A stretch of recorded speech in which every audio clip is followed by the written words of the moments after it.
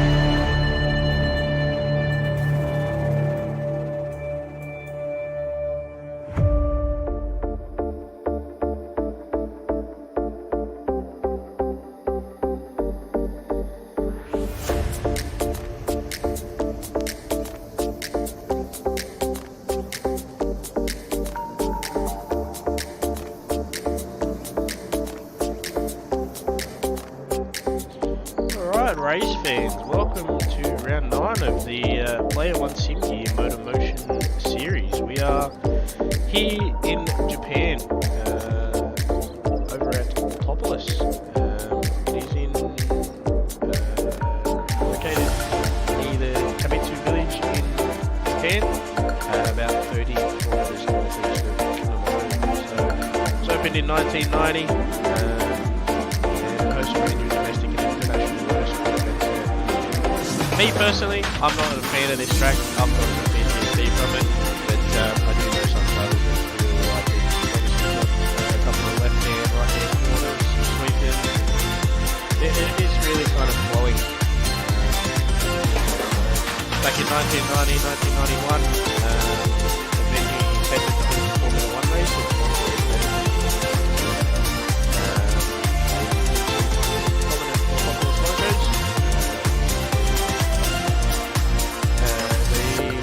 Teams and that criticised the track for being too remote to the hotels, which required a several hours bus ride and felt that it was unsuitable for an F1 race. Unfortunately, F1 didn't end up racing there, but they host a bunch of other series such as Super Formulas and Super GT, as well as MFJ Superbikes and Super Taiki. My apologies for the pronunciation of that one. Prediction for this one is it's going to be a little bit saying that, we'll head over to the previous race results for round 8, where the drivers were at Suzuka.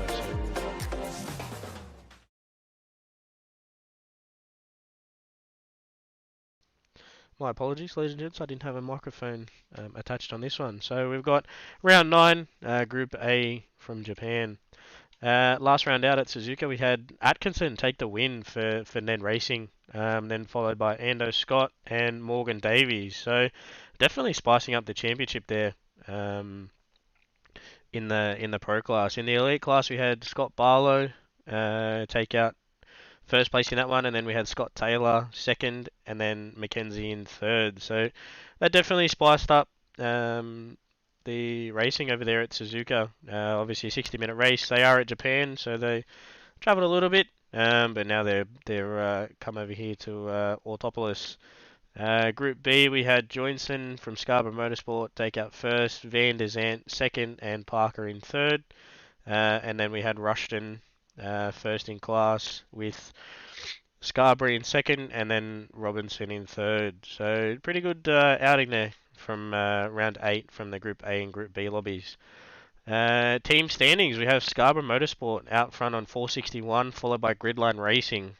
Black Rose Racing, unfortunately, a little bit far from the standings there to try and take second off Gridline, but anything's possible, and we are coming to the last couple of rounds. So, the drivers in Teams Championship can definitely be spiced up, as you can see here in the Platinum Championship. Morgan Davey has a 6-point lead over Lewis Atkinson. So, hot on his heels, you have Ando Scott on 97 points. So, anything is possible. The question is, will we see a championship winner here at Autopolis? That is the question. So, definitely going to be a bit of an interesting one. And then we have Scott Barlow leading the Gold Championship on 146 points, followed by Scott Taylor on 101. Glenn Mead, I believe it is, he's followed through in third. So a bit of a spicy one there for second place, but I think Scott Barlow's a little bit far ahead, sitting 45 points. So obviously the old entry list.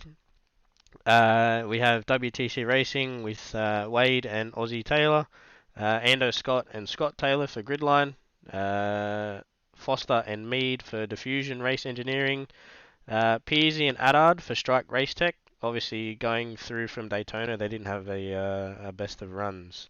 Then we have James Lee and Scott Barlow for Black Rose Racing. Then we had Hutton and Mackenzie. Unfortunately, we had a late withdrawal for Mackenzie, and we do have Griffo filling in for him tonight. We have Atkinson and Ison. As far as I believe, we do have Ison on track this week, and then the privateer in Morgan Davey. So there we have it. Player1 SimGear GT3 Championship at Autopolis from Japan. 60-minute race. There is no mandatory tyre due to the rain. So the mandatory tyre is out of play in this race. We do have Group B being broadcast as well by George Cooke. So if you need to, head over there, chuck both streams on, and then it's definitely going to be a good one to watch. So it's going to be a bit of a wet one here. 24 degrees, but 24 millimeters of rain, low wind, about 2 kilometers south, 4 kilometers of gusts. So it's been raining for probably about 12 hours or so, 96% cloud cover, and it's going to be an interesting one there for the drivers. As always, the Player1 SimGear GT3 Championship has a prize for the Drivers' Championship. As you can see here, there is a pair of mechanics gloves up for offer there. Then head over to MotorMotion E-Series on Facebook, the home of Gran Turismo 7. We head over here at Tuesday 7:30, live stream from 7:45. Then head over to the website to find everything, and when we do that, we're going to head over to the main screen now. Welcome, Mr. Nick Pautasso. How are we going?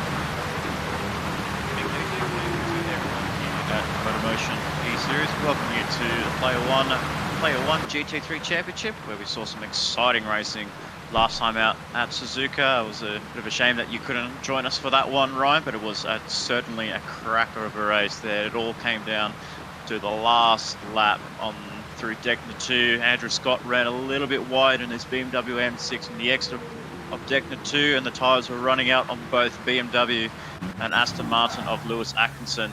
And he came through and pulled the move that got him the victory on the last lap around the final section of the Suzuka International Racecourse. So it was absolutely a great race, and Scott Barlow as well winning another race yet again. He's well clear in that in the Gold Class Championship. He could definitely potentially wrap up the championship tonight. All he has to do is essentially just finish the race, and I feel like for him, if that's going to be the championship all wrapped up in Gold Class, going to Scott Barlow from Black Rose Racing. Unfortunately for his team, a little bit on the back end, as you did say. They are a little bit way behind when it comes to the overall standings in the championships. They're not too highly placed up, but they're going to be hanging on overall for a great result tonight.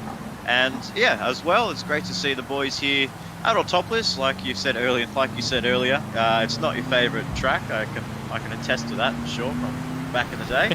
But you know, we have some fun.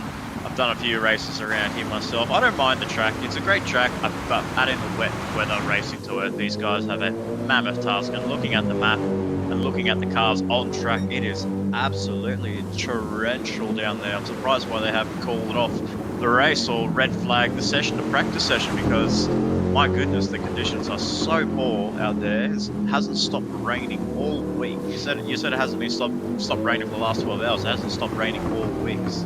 Apparently a mammoth typhoon coming across from the other end of Japan, and it's really just gushing down here at Autopolis. But the fans are still out, the cars are still out, and the spectators are ready to roar their approval of GT3 Racing here at Autopolis. As he said, it was essentially they built this track purposely for the sole purpose of Formula 1, just to back it up with its likes of the well-known famous tracks such as Suzuka Circuit and Fuji International Speedway.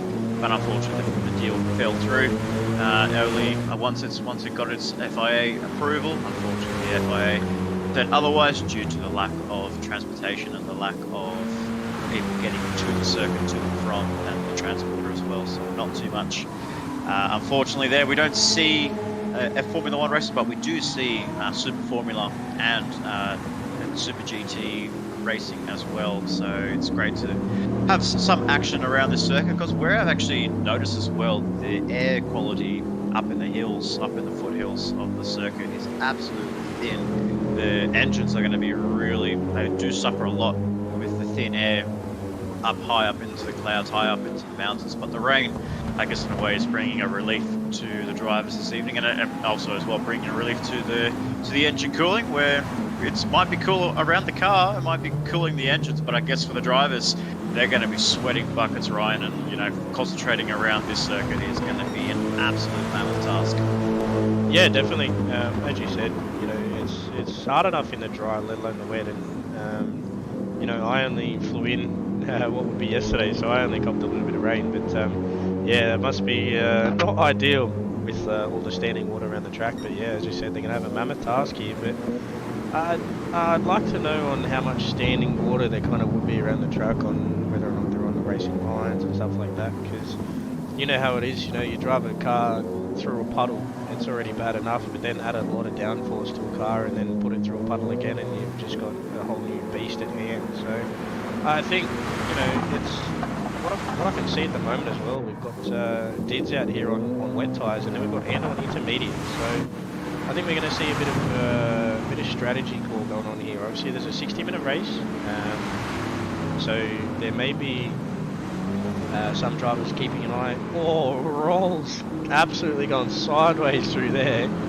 That was spectacular to watch. But yeah, there might be some strategy calls here from some people. Oh, geez, really bringing that Japanese culture with the drifting. But yeah, it's definitely going to be an interesting one. I haven't done many laps around here, but I might give it a go in a GT3 one day. But that day, when that day will be, that'll be a different story. But, as always, ladies and gents, with the sound, if it's too loud, too quiet, I'm too loud, I'm too quiet, Spud's too loud, too quiet, please let me know. I shall adjust it. So, but yeah, I think it's going to be very good racing. I hope that the drivers brought enough wets and maybe umbrella rolls too for themselves. Yeah, absolutely. And I guess in a way, the tyres I don't think they'll wear too much like we usually see in the dry conditions, where the dries are absolutely very harsh on the tyres around this track, especially with the MR cars such as the Porsche.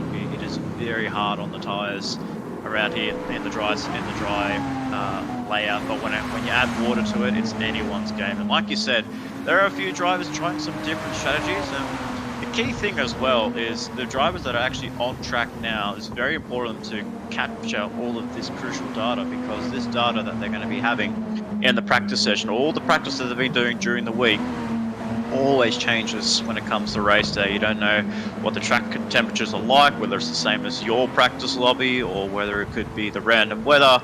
You know, has a hail, basically like has torrential rain throughout the middle, but all of a sudden starts to clear up, or or it could be just as tires not switching on when you switch from intermediates to wets, or vice versa. It's so much to play for it. Even as well, you could have a potential of having the car, really, you could even have a potential dry line around here, because it does dry out pretty quickly around Autopolis, but I'm not so sure if we're going to see the clouds roll away from this track tonight. And I guess if everyone follows each other around the line, they'll be following the tram tracks of each other, essentially just trying to create that dry line that they possibly can. But as well, because they need to follow themselves around this circuit and really just try and keep the car on the racing line, it's really important for them just to not make too many mistakes. Go around the outside, you'll find more grip around the outside rather than going on the dry line. And as well, being a little bit ambitious, maybe braking just that little bit later, only if you have the confidence to pull the car up. Otherwise, we can see a lot of carnage on that opening lap.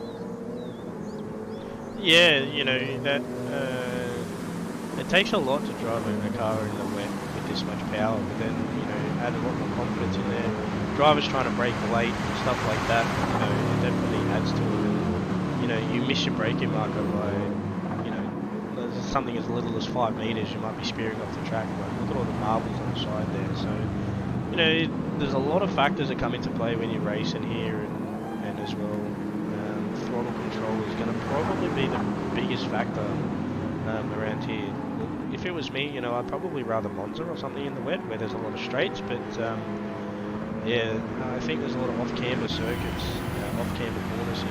Just keep on board with DP Mario, because I know just here where it is, you can see it really drop, and as I say that, he misses his brake marker, but it drops off-camber here, so it's going to really unsettle the car there on exit. So, there's a lot of factors that come into play. You happen to brake 50 meters or so earlier in the cars, maybe more, just to pull it up and get it through the corners. Trail brake a little bit more, get the nose turned in and stuff like that. But the other thing is as well, trying to keep those tyre temps cool, but also warm enough to keep it on the track. But yeah, this is I don't know about you, but I'm pretty sure that I'm happy sitting up here in the comm box in my warmth than what I am on track. Absolutely, same here. I definitely went out around the circuit a little bit for the track preview walk a couple of days ago, and that day was absolutely torrential with rain there. And thankfully the boys at NED Racing actually helped me out and actually provided me with a little backup umbrella, because mine just blew away with the wind. Found it very hard to actually just walk around that track without being blown away from all that wind and all that flame. It's absolutely diabolical. So yeah, thank goodness I'm here in the commentary box and I'm ready to go, and very excited for tonight. But what I did notice there, and I wonder if it might be a little bit of a mistake there, we're actually seeing, for some interesting reason, we're actually seeing 3 Diffusion Race engineering cars. I'm seeing TP Mario, Robert Foster and Glenn Mead. The 2 main drivers in Foster and Mead are here, but I did see DP Mario's still in that 3rd car, so I'm not so sure what's going on there. Maybe they wanted to have some sort of communications, maybe a communication breakdown that hasn't come through. Maybe DP Mario's not meant to be racing, or whether he's just here for a little bit of fun, maybe providing a backup in case one of their 2 drivers can't race at the last minute. I'm not too sure, but we'll bring all that action, we'll bring all of that very shortly, and hopefully we might be able to get some sort of clarification on. But, we've got a lot of racing here tonight. All the drivers are here, they're ready to go around this circuit. It's a very, very tricky circuit. As Ryan said, you've got these off-camber corners, you've got the uphill, got the downhill section. When you go down that hill coming onto the back straight, it is really, really treacherous. And all of that water just sits in a puddle down on the gravel trap, and when it sits there and you go spearing off, your car's gonna get, you're gonna get like a free car wash essentially, but with a bit of extra gravel on the paint coat. So you don't want to be doing that. You don't want to be braking too deep into the corners here. This first section especially is very flat. There's not too many off camera. There's not really too many gradients around the track where you start to feel too much of the effect. It's only when you get to this section where Ison is actually taking us on his Aston Martin V12 Vantage, a NED Racing sponsored livery. He's coming around here. As soon as you get to the uphill section facing towards the mountain, you can just see the puddles on the outside are really starting to form up. But as soon as it gets to here, there are literally no puddles at all, only towards on that grass on the left hand and right hand side. So if you go too wide, if you have a bit of snap oversteer leading into that braking zone, just be prepared and be warned for a massive shunt. And even here as well on the left hand side where that gravel trap where I was explaining, so much water piling up on the outside, the curving as well. And then usually when you get to this section here, it's quite relatively dry for the drivers because it's all running downstream, and the drainage system around here is very good on the exit of the exit of the track. But when it gets onto the grass and when it gets onto the gravel, it is very treacherous. And then coming on to the last section of the track, it looks more or less a bit dry here. So whether the tyres are really trying to gather that data and potentially, run themselves an intermediate start or a wet start, it's all up to them and about what they know, because at the start of the race, you've got no clue how the race is going to pan out from when the lights go. Yeah, definitely. And the other thing is, we've got obviously Dids here in the Mercedes, the NA V8 AMG, but then you got the likes of the BMW, which is turbo, and then obviously, as you were saying before, and then we had Ison on his hot lap in the V12s. There's a lot of different cars here that can really benefit in the wet, but also really bite you as well. So the high revs of the Aston probably not really kind of the way to go, and that turbo from the BMW can be pretty lethal in the dry, let alone in the wet. So I'd definitely be interested to see which car is definitely going to be the more powerful one at the moment, as we can see that we've got NIF here at the moment setting a 153.9 in practice. So yeah, and I was just about to say as well, the sun has just popped out. As you can see, the glare from the track is unbelievable. Like it's up. I do have to say, I do have to give my full credits to Polyphony Digital with the realistic weather and the dynamic weather. But when it hits the track, look at the glare that you have from the wet track and the shiny cars. How you can have drivers looking to find a braking marker into turn one is unbelievably tricky. As we go for an onboard lap with Shane Addard around this circuit here. So essentially going through the turn one, a very, very tricky section of the track where it's very hard to judge the braking zone because there's no markers at all. You just have to kind of have to essentially think and guess where you have to brake. And then coming on to turns 2 and turns 3, it's all about just trying to keep the car flowing, not too much on and off with the braking, just have the nice flow of the car and accelerate as much as you can, that little burst of acceleration before you get into turn 5, and then just rounding it up the outside. You want to take that mid-corner line, but run it onto the curbs, and then coming on the exit of turn 6 through to turn 7. As we can see, both Mead and Haddad are having a nice little juky battle here. Taking a bit of a tight line here. It's not really the line that you want to be taking, especially in the wet. You want to really run that wide line, and then run this car all on the curving. Throw the car on the right hand side to maximize entry into this hairpin at turn 9. Try not to take too much entry there. You want to be taking a middle line through that section and then run the car onto the curving, and then you just got a long downhill brake. You're just going to be thinking to yourself, please, oh please, don't let the brakes fail on me because I'm meeting a barrier right ahead. Brake it nice and early, just one downshift on the car. Maybe in the wets there's probably a couple of downshifts. You get to this double right-hander, then up the hill you go, up towards Sector 3, the final section of this track. It's just really about, again, just like the first section, it's all about keeping that one line around the circuit here. Just hug it in nice and tight around the track, around the corners. There's no chance of an overtake around here. There is a potential to go for an outside move here on this last couple of corners here. Depending where you place the car, it's the middle of the track, you go for a late apex here because you want to be pressing that accelerator as early as possible, and then for a flick to the left and then onto the pit straight, and that is a lap here at Autopolis International Raceway, where we're just about to go qualifying in a couple of minutes time. DJ is obviously looking at that lap there, Shane, that was set by Shane Addard. How tricky, where you're going to find, where especially our drivers going to really struggle when it comes to qualifying and when it comes to the race?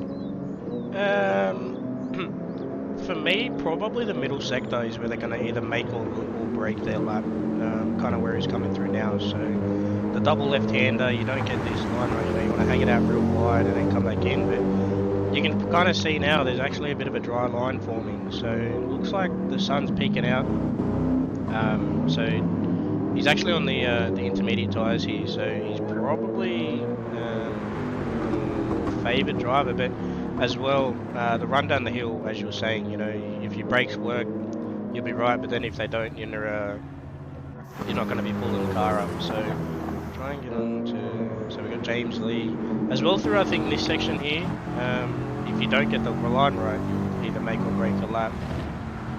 It's this second right-hander, so there's a lot of double apex corners here that can either benefit you or really bite you.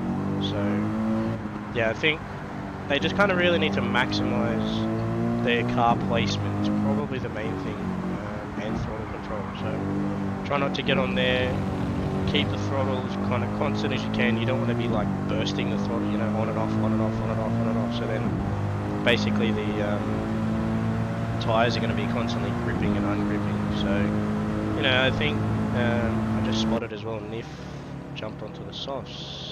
Where's he at here? So he's jumped onto the softs, so he thought, there's a bit of green track here, so I'm going to take it the best. But the problem is, run off track, and this is exactly what happened. So he ran slightly off that dry line, and he's just slid straight onto the grass. So sometimes you kind of want to really make that call, but other times you don't. So yeah, it's going to be interesting, I think, because I do see on the weather radar next to me that there may be some more rain coming through. So definitely be interested to see on how that will play out in the race with the changing conditions and different cars. But as you said, we will be going green very shortly for qualifying, but until then, ladies and gentlemen, sit back, relax, and we will be back very, very shortly.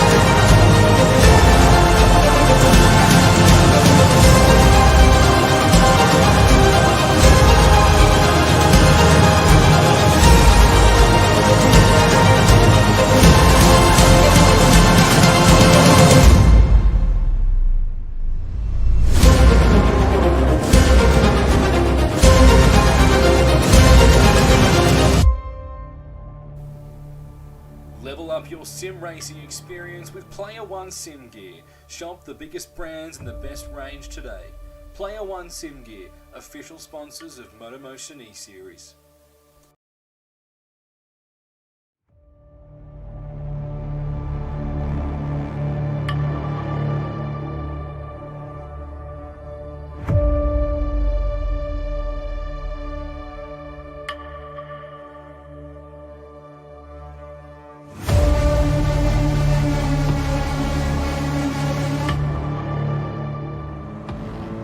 Alright, ladies and gentlemen, I hope you're hydrated now, because we are nearly ready to go green for qualifying. But in the break there, I'm looking at the track now, and it looks like it's pretty much completely dry, so that's very interesting. And I think, as you were saying to me, Nick, is that we had James join the lobby late, so he's only kind of had a bit of dry running, so I wonder how he's going to be in the complete wet. But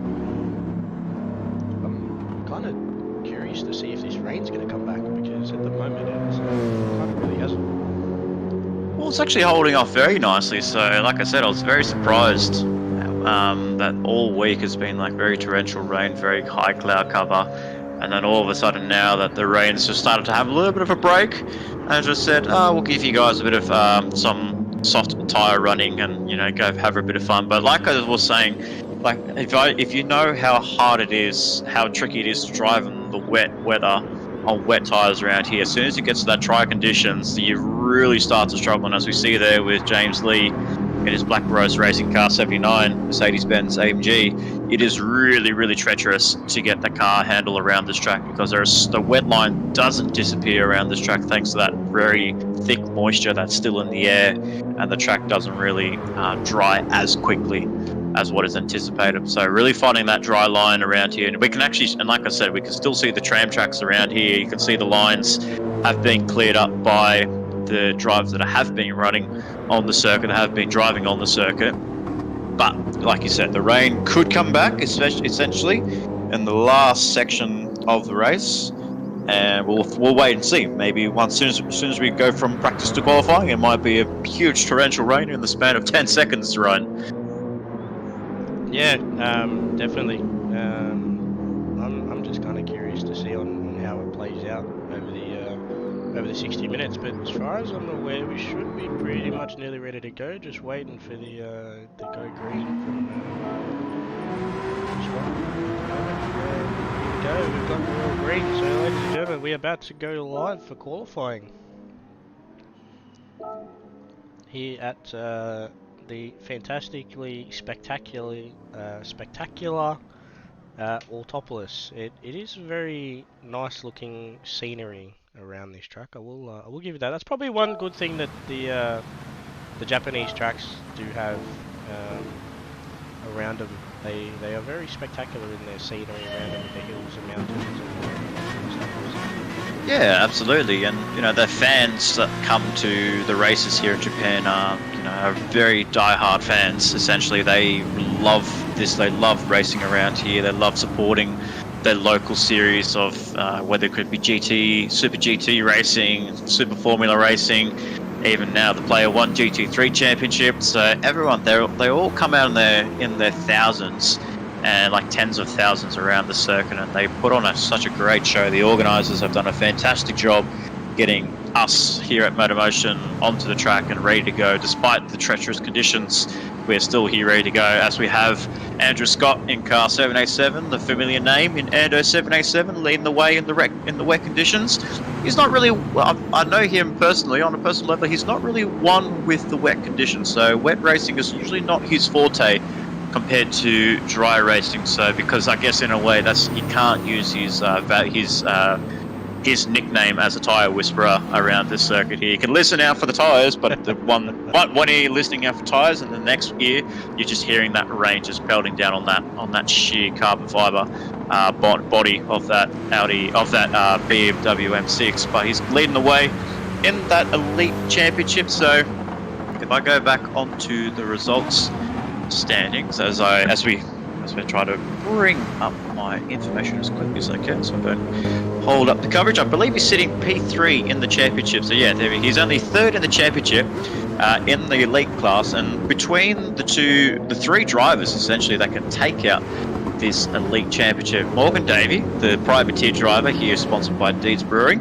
You've got Lewis Atkinson in the NED Racing Aston Martin V12 Vantage, sponsored by NED Racing and Penrite, and then you've got Andrew Scott in Ando 787 in Gridline Racing, sponsored by Valvoline and Bosch and Qantas. But you got these three guys here. Between the top three, Ryan, it's only literally 8 points separating the drivers here tonight. Oh, sorry, 12 points. 12 points separating the top three. So it's nothing.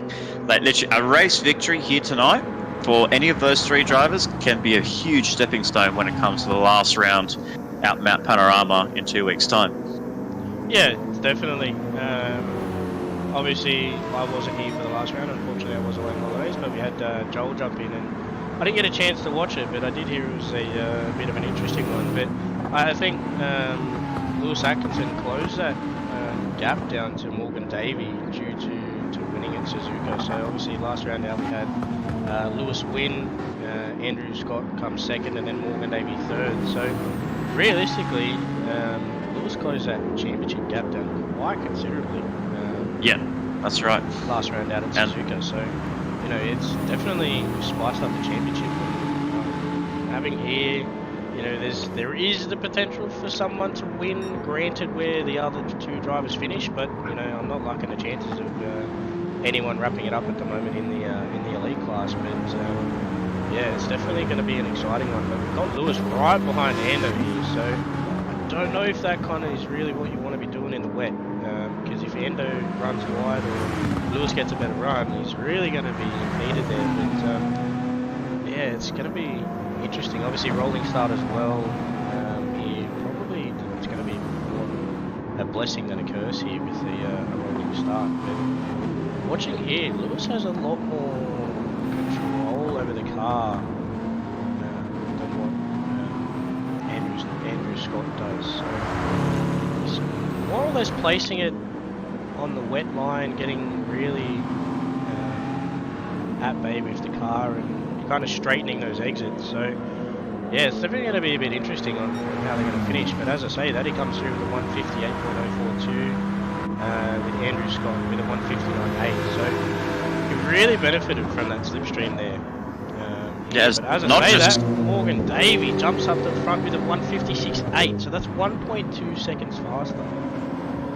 Yeah, obviously because Lewis did get a little bit held up by Ando up at front there, so he was really closing in on Andrew Scott in that last section of the track, and you could definitely see he was hampered a little bit. But Morgan Davey, with clear track in front of him, is gone by that 1 minute 56, and he's already gone purple already, so he is finding so much time in that Mercedes-Benz AMG. But the old girl in the Aston Martin doing a very good job there. We did see that Lewis was on provisional pole, and then his teammate in Drew Eisen in 5th place. They're currently sitting on provisional pole position for the gold class in the pro class, sitting in 5th overall. But you know, so far it's an early start for the boys here up in front, and actually we have Brucey in Glen Mead, who's actually just popped up into P3, so he's now gone provisional pole position in the gold class in the pro class category as well. So very early stages here. It's all about really just trying to find that clear air, Ryan. And you know, as much as you know, help working with someone and trying to take their slipstream and really try and get in a speed advantage around here, the dirty air, no matter what, if it's raining, if it's slowly drying up, or if it's dry conditions, the dirty air around here becomes very effective around the cars, and the car moves a lot so much, as proven by Lewis on his first lap. Yeah, definitely. You know, the time difference just from Morgan Davey to Lewis, you can really notice the time difference that dirty air can really make, and the attitude of the car as well. You know, in my experience, you know, you got to brake a little bit earlier, carry a bit less speed through the corner, and really use the car kind of a lot differently. But as I say that, the drivers have got a bit of a dry line now at the moment. So we did have Eisen jump up into provisional pole outright. So he did knock Morgan Davey before and came back through. So, but another thing is we've got Griffin here filling in for Scarborough Motorsport. He's jumped up into to 3rd outright, so he's definitely going to be slowly dropping. He's gone purple too through the first sector, so we'll wait and see what happens with this one.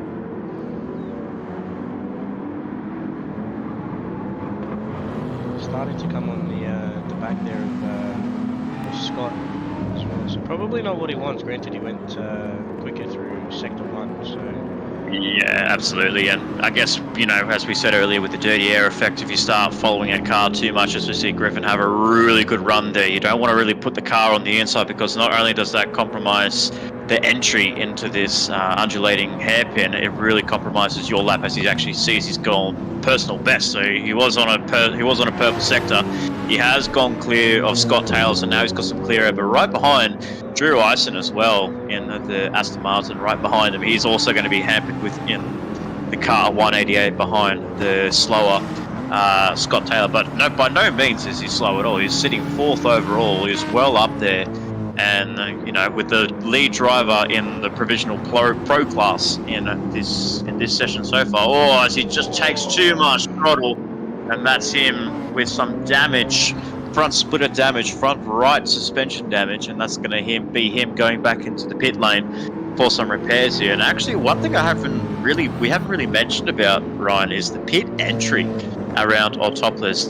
It is absolutely sketchy, and it can be it could be, in a way, you could say it could be a win or lose situation, because the entry into the pit lane here at Autopolis is very, very tricky. As we're about to see Scott Taylor about to approach that pit lane, you have to brake so early because of this little chicane here. Oh, it's so treacherous.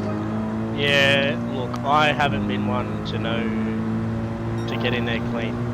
I have bit the dust a couple of times every time trying to get in there. But the other thing is they're coming off a dry line onto a very wet line as well, so they're going to have to brake that a little bit earlier too. So, but yeah, Morgan Davey really stretching that gap out now to 1.2 seconds. So I think the other interesting thing is where I can find you. Oh, mess going on here, front straight as well. Something really happened there. So you see a few drivers like probably changing compounds for the dry tires, and look at that. Yeah, I reckon that's probably what's happened there. They've come out on, yeah, they have. So Nick Pearce came out on soft tires, and looks like he's just got on the gas there and just gassed it up on the wet track and spun around. So it's not hard to do.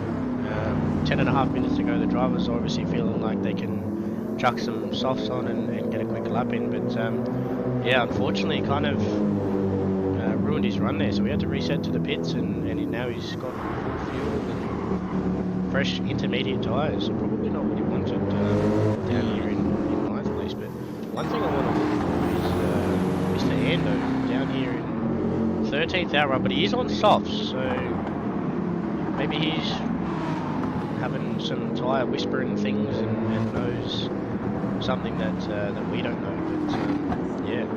Did he actually jump in? Did he actually go into the pit lane while he was on his lap, or like when he was on that first slow lap, or was he actually on intermediates from memory? He was on intermediates from the start, so it looks like he has. Okay. So far he's going to really demolish that time there with the first seconds.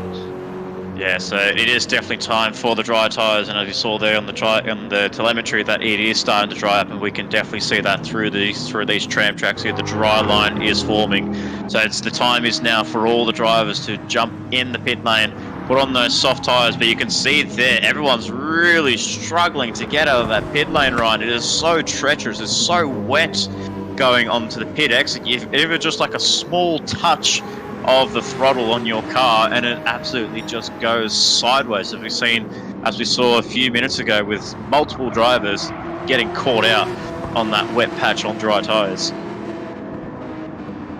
So you're gonna really start to struggle a little bit as soon as you get out of the pit lane, and it's going to take a couple of laps for the tires to heat up. But once you get those tires heated up, it's going to be very important just to keep the car straight, as we see Niff in Nathan Hudson starting to get comfortable in his car now. His Porsche 911 Scarborough Motorsport entry sponsored by Nulon and Juiced. He's sitting in pole position for the moment in the Elite Championship, so he's doing himself a really good job there to find that rhythm and find that groove on the soft tyres and be clear of Andrew Scott. Von Duvy's actually gone up into 3rd place on the last time out as well, but Lewis Atkinson, we need to see what his lap time, what he can bring to the table, especially with a drying track here. He is a Kiwi. Kiwis are known to be driving in conditions like these, and they absolutely love it when it comes to the dry, wet, or even wet racing, as you know, as very well demonstrated by Kiwi drivers in our supercar series in the real world, as we see Lewis Atkinson approaching the final corner. Can he get himself onto provisional pole position? And the old girl, the old Aston Martin, just misses out. Yeah, just misses by 2.5 tenths. Saying that, Nif just goes faster as well, so there's 2 tenths, and then Nif just went slightly faster, and he spread that gap there to Lewis. But Lewis is going to be on for another lap here, so definitely going to wait and see. But Morgan Davies probably wanting to extend that gap here, but yeah, that track's really drying out now at the moment. Drivers starting to really drop that time. Probably see, I reckon, maybe a high 45 here, low 46. Wait and see. Yeah, I can see my telemetry of all the lap times that are coming through on our second screen, and my goodness, it is lighting up with the colour purple for every single driver in that first sector. They are finding so much track and so much confidence with this dry line, so the tyres are set, they are warm enough to really belt these cars out and really go full send. You can see the disc brakes glowing on that Aston Martin. The old girl really trying to pull itself up, being a 2012 model. Here we are in 2023, so it's the oldest model on the track here, but it's proving to be an absolute weapon around Autopolis so far. But he needs to find 2 tenths, just under 3 tenths over Nathan Hudson in first place. James Lee's actually gone up into P3 on that last lap as well, but Lewis is coming through. Oh, he just clips a wet patch, and that's his run over for that lap, so he has to back off a little bit, maybe let some of the drivers behind him go through, but he's got a feeling like he might have a bit of a gap over Morgan Davey, so we'll keep our eyes on Davey right behind in well down the order in 9th place as he's coming onto the back end of that Aston Martin V12 Vantage, but onto the pit straight he goes. Will he be the first driver to crack into the 45s? He sets 46, 46.7, and then again, then Hudson just comes back through with another lap, so take that, son. Wow, this is going to be a great qualifying session. We see drivers all ways just coming through, setting their fastest lap times. The purples were lit on the telemetry, on the race telemetry, but now they are starting to really find the groove, really find that rhythm there, as we saw Von Duvey move up a position up into 5th place, and then Robert Foster in 7th in Rolskin Hartley. We have Glenn Mead, who is the provisional pole sitter for the gold class, in 8th place overall. And then Scott Barlow, we haven't mentioned too much about him, but this is the man that can potentially wrap up the championship here tonight in car 36, currently sitting 2nd in class, 9th overall. And then behind him is Ozzy Taylor from WTC-Racing in the Jaguar F-Type. In 11th it is Scott Taylor, then 12th is a late substitute for Peter McKenzie in Tony Griffin in 12th. And then we had Ison, who was doing a really good job in the early stages of that qualifying, but maybe just not finding too much time on his car as he's well down the order, and the lap time's not going to be really representative on the end of this lap. And then we have the 2 strike race tech boys. Unfortunately, we have Nick Pierce who's just come back into the pit lane. I feel like he might be finishing up his session here nice and early, but no, he's actually jumped onto the soft tyres, so a bit of a good call there. We was stuck on the intermediate tyres. Nick Pierce in 11th, and then Shane Adder. So both boys from Strike Tech really struggling here, as we saw in that early onboard footage between those 2 drivers. They were really struggling to get to grips on getting the soft tyres out of the pit lane, because they were just going all left, right, front and centre, crashing on the pit exit. Yeah, I think as well, you know, from last round out that I did at Daytona, you know, the Strike Race Tech boys definitely struggled quite a lot with these Mercedes, so I'm kind of worried as if like something's happened to the cars, you know, maybe the engines are a bit worn out, or something's going on here, but yeah, the drivers kind of really haven't got to grips with the car at the moment, so probably not what they want.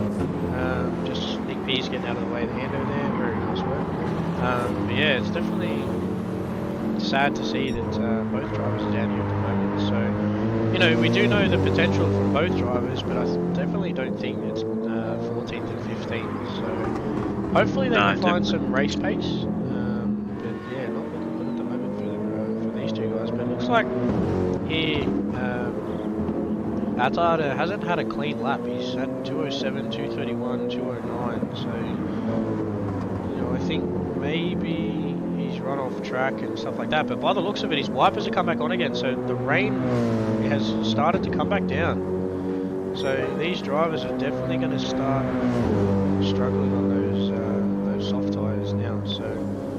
Yeah, and look at that, the dry line is disappearing there, Ryan, as well, on that pit straight. So I think this is potentially the end. If the drivers want to get some hot laps in, it has to be now while the tyres are still warm, but the rain is coming down pretty heavy. You can see that Niff is just really taking it cautious onto the double right hand, and he's really slowing that car down. So unfortunately, I think it peaked. I think the time for both Nick Pearce and Shane Adler to set representative lap times have really hampered them, as we see Niff go off on the last sector. So I feel like that is going to be the end of qualifying. We've got a long way to go in the qualifying. I believe it's only 2 more minutes to go. All the drivers coming back into the pit lane, but you know, we're not going to see any improvements at all from any of the drivers whatsoever, unless your name is Ayrton Senna or Lewis Hamilton. I don't think you're going to have any entertainment on a wet tyre, but let me providing the entertainment by clipping the curb, and that's what can happen, Ryan. A wet curb on dry tyres is really treacherous. Yeah, as you can see there, dry tyres on a wet curb and then on wet lines. So yeah, it's probably not what Mead wanted there, but you know, what else do you do in that regard? You know, you got to be constantly on the weather radar here when you do have variable conditions, because you know you don't know if you want to risk that extra lap or not. If you want to risk it on the softs, if you're trying to make it, because then you can really kind of make a bit of an undercut or an overcut. So, but in other terms, sometimes you can make a massive undercut if you come in that lap earlier and put on those wet tyres. So, Niff here just on the exit of the pit lane there, just getting really loose and really wet. So, yeah, I think it's going to be interesting. Granted, it's probably around lap 9 or 10 here. It's only 20 minutes into the race, into qualifying. So we will, by the looks of it, see this kind of weather on and off during the race as well. So 60-minute race. It's going to be quite an interesting one thing, and I think it's going to be a pretty full of action and interesting racing going on as well. By the looks of it here, you can see a lot of drivers. Yeah, absolutely, and we saw there with Ando, he really struggles to get a little bit of confidence in that wet running, but now as soon as he got to the dry section, he really just found his form, and he really, as we know Ando very well, he's a very fast qualifier in any car that he drives, and putting on a show drifting the car through the back section of the track there. But the qualifying is underway. It is the end of qualifying now, so we have reached the end of qualifying. So we have Nathan Hudson for Scarborough Motorsport starting on provisional pole position for the Elite Championship. Then we have Morgan Davey closely behind him, only 2/10 behind Hudson in second place. And then we have Lewis Atkinson, so 5/10 or less than 5/10 separating the top 5, and Ando a little bit further behind, not too much behind Lewis. So the contenders for the championship all well and close to each other, Ryan. Yeah, definitely. That's exactly what I was just looking at as well. You know, the contenders for first, second, third in the championship are sitting second, third, fourth on track. So really, I don't think the top 3 kind of need to worry about Hutton sitting in front of him in the Porsche. No. You know, if they do see him start to pull away, if it was me, I'd just be telling myself, you know, let him go, let him do his own thing. You know, I'm not in a battle with him.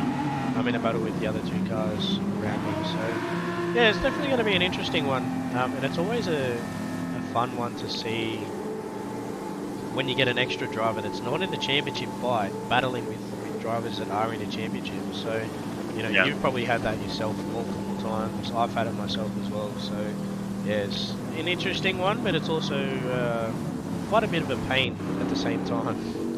It reminds me very much of the It reminds me very much of the 2016 Formula 1 Championship, where it was the battle between the 2 Mercedes drivers and Lewis Hamilton and Nico Rosberg, and then the two protagonists that were there fighting it out to really spoil the parties were Max Verstappen and Sebastian Vettel in both Red Bull and Ferrari respectively, and that really made it hard for Rosberg to really win that title. But with Lewis Hamilton really on form in those last few rounds, he really managed to find these feet. But it was all up to Rosberg to really keep that consistency. All he needed was second places.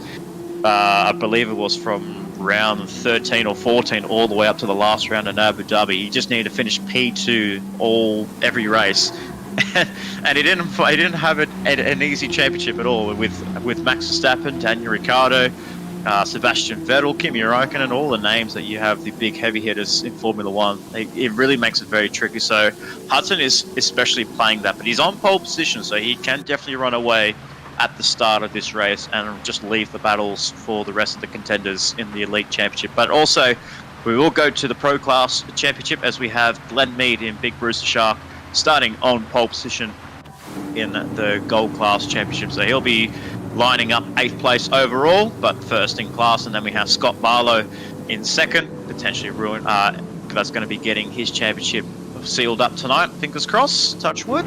And then we have Ozzy Taylor, who's actually put it on his best qualifying year, 3rd overall in car 420 in the WTC-Racing. But that is the end of the session here, Ryan. The drivers are going to have a little bit of a quick break before we get racing, but my goodness, this is going to be a very, very interesting race. Yeah, I kind of agree with you there.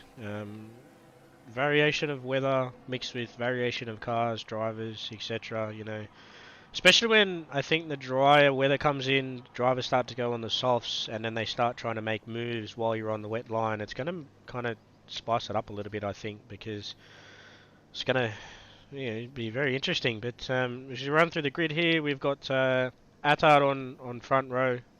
Sorry. Yes, and then we've got Morgan Davey rounding out the front row. So, I think the big movers need to make their moves early in the wet, and then make the most of that dry running and see if we can get an undercut or an overcut here. But yeah, so those strike race tech boys are definitely kind of not really where I'd expect them to be. So a bit unfortunate, but I'll definitely wait and see what they can potentially do in the race. But as the drivers have a bit of a break here, we are also going to have a bit of a break, so everyone sit down, relax, grab a drink, and we shall be back very shortly. So don't mind us, we just need to go and have a bit of a drink.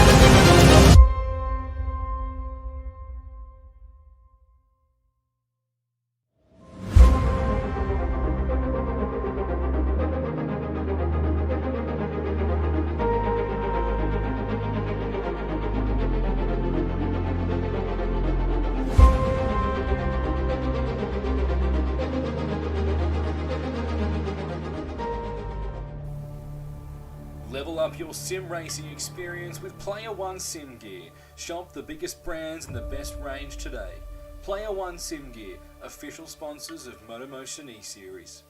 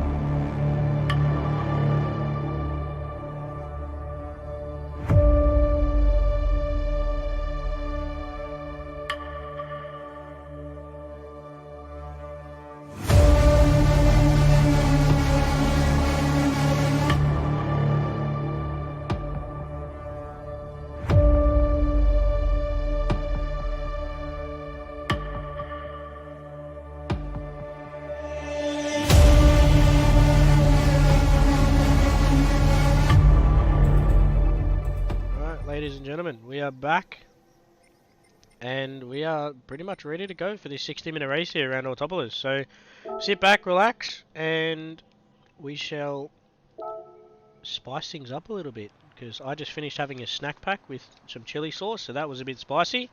Now it's time for the racing to get spicy with the wet weather. But give me 1 second, I shall let Spud take care of the race start while I dip out and grab a drink from the vending machine. I shall be back in a tick. I always love your antics in the commentary box, DJ. You always provide such light. So you bring the humour out. Absolutely. Well, so far we've got 60 minutes around here at Autopolis International Racing Course. We have Hutton and Davey on the front row. It is a rolling start here, so his lights are about to go off, and we're about to get underway racing in the wet condition. Is green flag racing, but it's very, very important for the drivers to keep the cars tiptoeing through the first quarter. They're all going to be going single file unless some drivers make some early moves there. We can see Lewis trying to go for an early move on Davey around the outside. He's almost made it done. He's still holding on to P3. Ando's actually lost a couple of positions down into 5th place. We can see Robert Foster really trying to get a pass on Ando Scott, but Lewis is the man that's got the form here. He's providing some good grip in the old girl and the Aston Martin V12 Vantage. He's not able to capitalise on Davey up in front, so he's going to sit back into 3rd place. Jimmy Lee in 4th place. He's made up a position on Ando Scott, who's really struggling just to keep that car steady, but it looks like he's found a bit of a rhythm now. He's sitting on to P5. Foster right behind them is really struggling to keep that car steady, but right behind them Von Duvey in 7th, and then Scott Barlow's now taking the lead in the Gold Class Championship. In the Pro Class, he's ahead of Glenn Mead, but he's going to try and look for a move of Von Duvey from WTC Racing. We're going to see some drivers going for some late moves. Ozzy Taylor goes for a send on the inside, but he pulls that off. Well executed there by Ozzy Taylor. Well done there. It was almost certain to be a crash there, but those brakes on that Jaguar are providing to be very strong for WTC Racing. We see some early moves, early shakers. Von Duvey's lost a spot now to Scott Barlow. He might lose a spot to his teammate. He has. Taylor gains a position on his teammate, and Wade Von Duvey unfortunately just dropping back the order in the last couple of corners, really struggling to get the power down in his Jaguar. But so far we have the boys up ahead in Morgan Davey now. So Neff has actually made a huge mistake on that last lap in the last section of the track, so something happened on his end. He just looks like he just dropped a little bit further back in sector 3, so he's sitting onto P3, but so far it is a very clean start overall, not many huge incidents, and Lewis has now taken the lead, so this is Lewis's time to shine and really go for that, stretch that lead out. He's gone for an outside move here, Ryan. That is an absolutely brilliant move there to take it around the outside, and Lewis takes the lead at the end of lap 1. Yeah, you actually called that in the pre-race as well. You said if you can get that outside move done, it'll definitely pay off here, but look at the track, it's starting to slowly dry up. So I think Lewis has made some early moves, and he kind of really needs to do it. It's really critical that he does get in front of Morgan Davey before that dry weather sets in. And it's still looking very cloudy, very overcast. So if Lewis can keep this on the track, Morgan Davies is going to come under fire from that Black Rose Racing entry there of James Lee. So he's looking very strong here as well at the moment. So I'll definitely be interested to see. But I think, as you said, they've got real antsy through Sector 3. That Porsche mustn't have really liked that wet weather there. So unfortunate, but I think some drivers need to start getting a bit of a move on.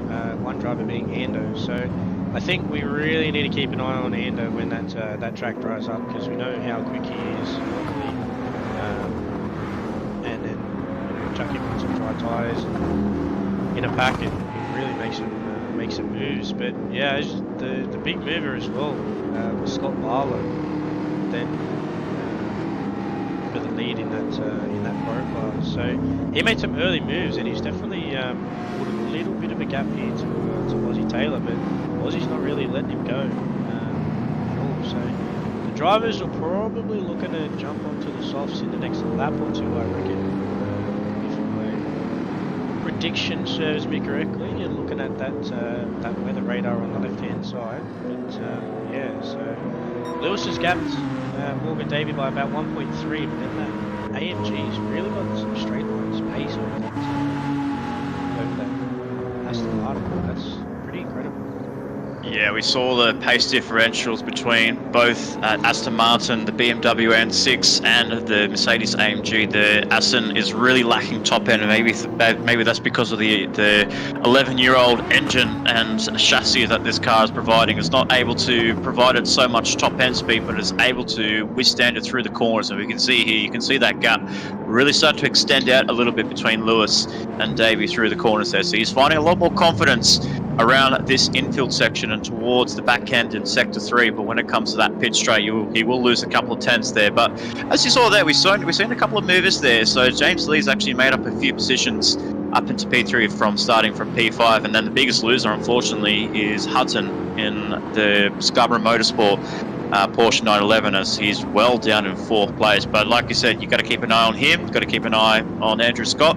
Those two are very quick on the soft tyres, and when it comes to dry tyres, they will be very quick. Ozzy Taylor's actually made a move on Scott Barlow there. I did see Scott Barlow run a little bit wide there on turn 10, so really struggling just to get that car onto the dry surface. But the big risk here is, Ryan, if you go on the dry tyres, you have to be super careful on the pit exit. As we saw in qualifying, the drivers really struggled to get that car on, keep that car in a straight line as soon as they exited the pit lane. So I don't think if the drivers are going to really take the risk just yet. They might just run a few more laps on the wet tyres, and then once the whole track actually evolves, they might pop on the soft tyres. But as I say that, Lewis has actually come into the pit lane. So Lewis in the pit lane, Davey stays out, Lee stays out. So a very early call here for Lewis Atkinson, who's running second in the championship and only 6 points behind Morgan Davies. So this could be a game changer when it comes to strategy for Lewis Atkinson. But I want to really keep an eye on those two drivers exiting the pit lane, because that is my fear up here in the commentary box on how these guys get out of that pit lane.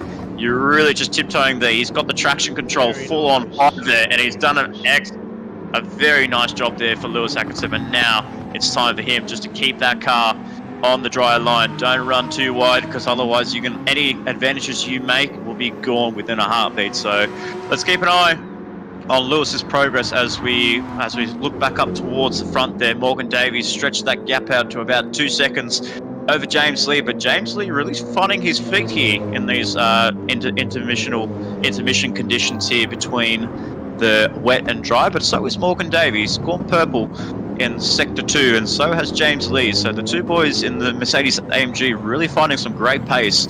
But Ando Scott a little bit further behind there in the BMWs, as well as Robert Foster in 4th. Ozzy Taylor, the biggest mover so far.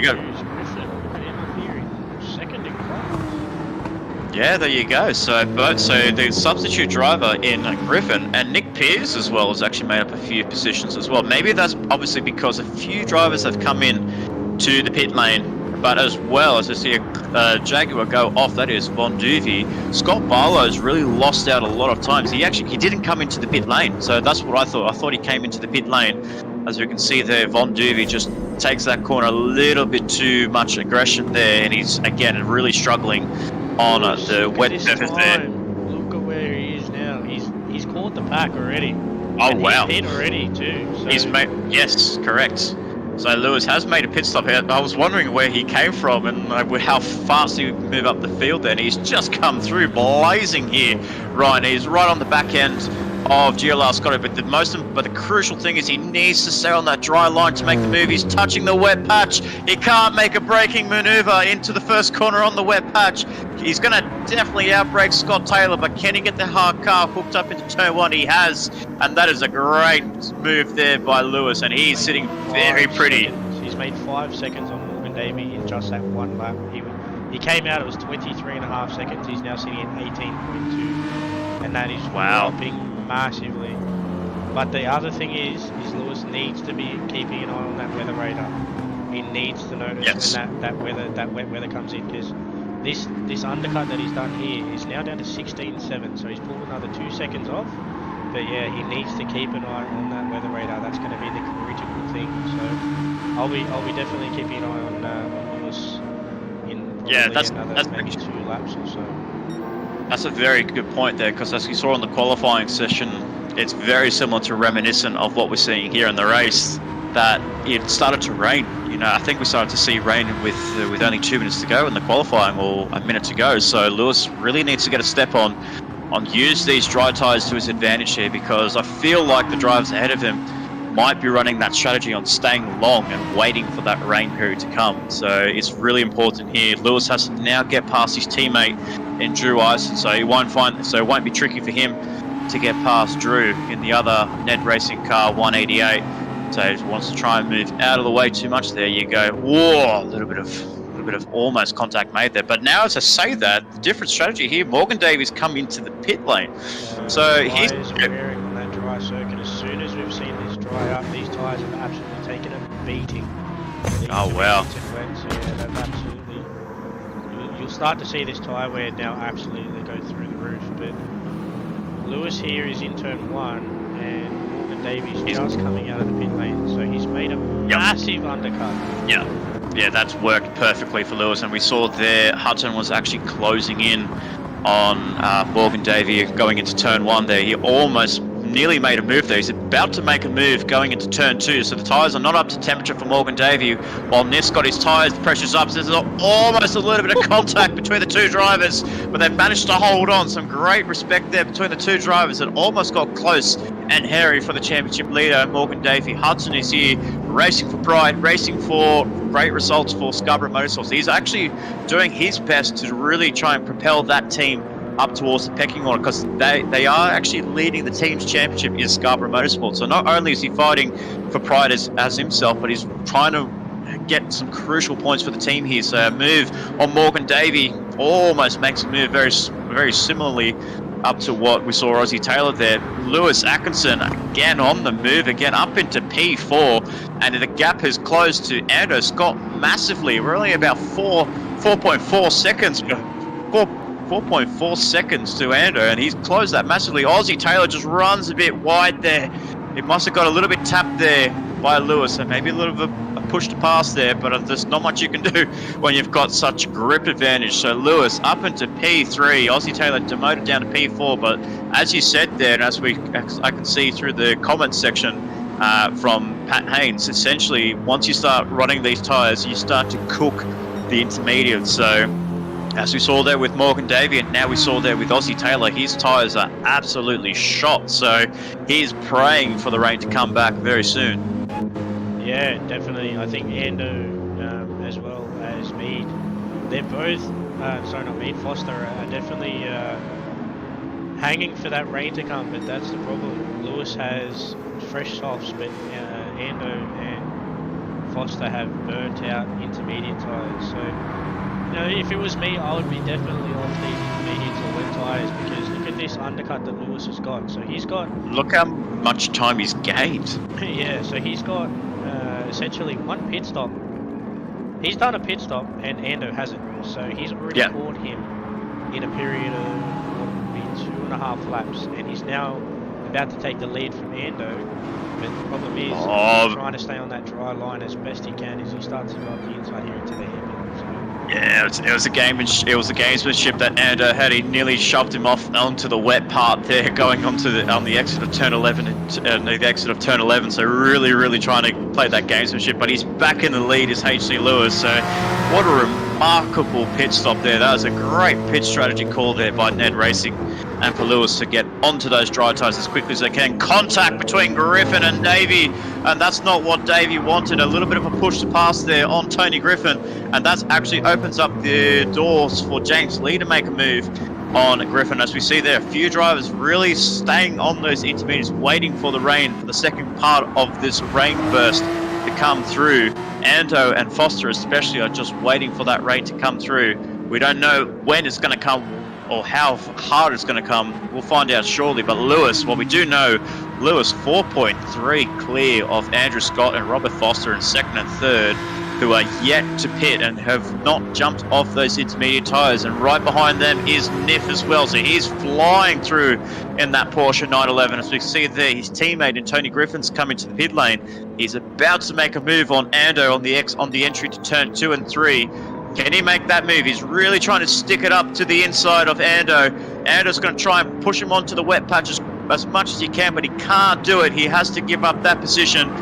Hutton into P2, Ando and Rolls third and fourth, but right behind there is Jimmy Lee from Black Rose Racing in 6th place. My goodness, DJ, there's so much action is going on here for round 9 of the Player1 GT3 Championship. Yeah, this is definitely exciting. But you know, it's coming to be exciting because of the different tyre strategy. And the other thing that Morgan Davey probably doesn't want is where he's currently positioned in regards to Lewis. So, he's been pushed out wide. They're going 3 wide on the exit of the hairpin. 2 drives are on softs. Oh my lord! What a move there by James Lee. Really found the opportunistic moment to go for an inside move. They were both holding each other up. Davey was caught on the wet patch, a little bit contact made between Ando and Davey, but Jimmy Lee comes through out of nowhere and says, I'll take that, thank you very much. He only gains 1 position, but has he gained a position on Morgan Davey? No, he hasn't, so he's staying behind in P4, but that was a very brave move there by Jimmy Lee, and both Morgan Davey are on the soft compound of tyres. But it won't be too far until the rain starts to hit, because with the wipers are not on yet, but I can see the dark clouds rolling through, and they're rolling through thick and fast as we see a bit of a mechanical fault here going on with, I believe was Bonduvia. So something cool here. Lewis has had a tip off. I'm curious to see what tyres he goes onto here. So he's jumped in the pits, chucking some fuel in as well.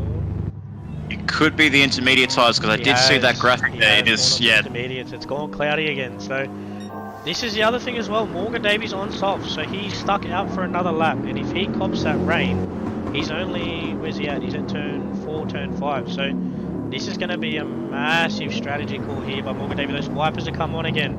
It's starting to get very damp on that track. You can see that rain meter on the left up by the first one. So he needs to make sure he's got so much temperature on those soft tyres, but he really needs to keep it on that racing line. You can see he's really struggling. You can see there the modulation of the throttle is absolutely incredible. This kind of like a bit of a seesaw right there between Morgan Davey on playing with the throttle there. So really struggling there. As we see technical failure for Slappers mate 117 and Wade Bonduvia, unfortunately retiring early in this race here on lap 9 of this endurance race presented to you by MotorMotion E-Series. But Morgan Davey really needs to get a move on.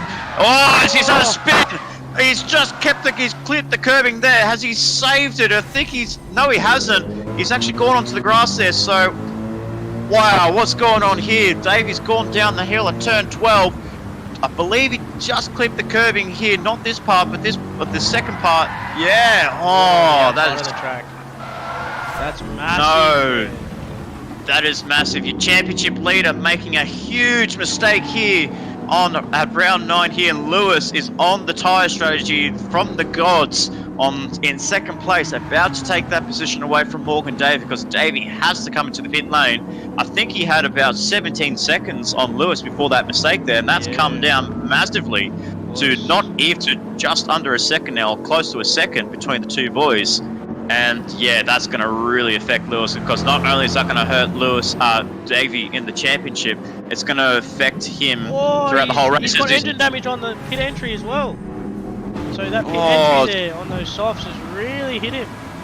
Oh no, he's just gone too deep there. So the race is just going from bad to worse. That incident that he had really plaguing him. He needs to fix up that engine damage, get on those intermediate tyres, and try again, because that is a pivotal moment in the championship here. As if in the words of Mark Scaife, Ryan, it is a huge implication on the championship here between Morgan Davey, Lewis, and Ando, with two protagonists in Lewis and Ando coming through out of nowhere, sitting first and third, but Morgan Davey outside of the top 10. Yeah, and that's critical as well, because if Lewis finishes first here, he'll get 20 points for this. And depending where Morgan Davey's down here in 10th outright, so he'll be getting what would be probably between 2 and 4 points at the moment as it stands. So that's going to be critical there for Morgan. So he really needs to make a move on now, really play his strategy to perfection here.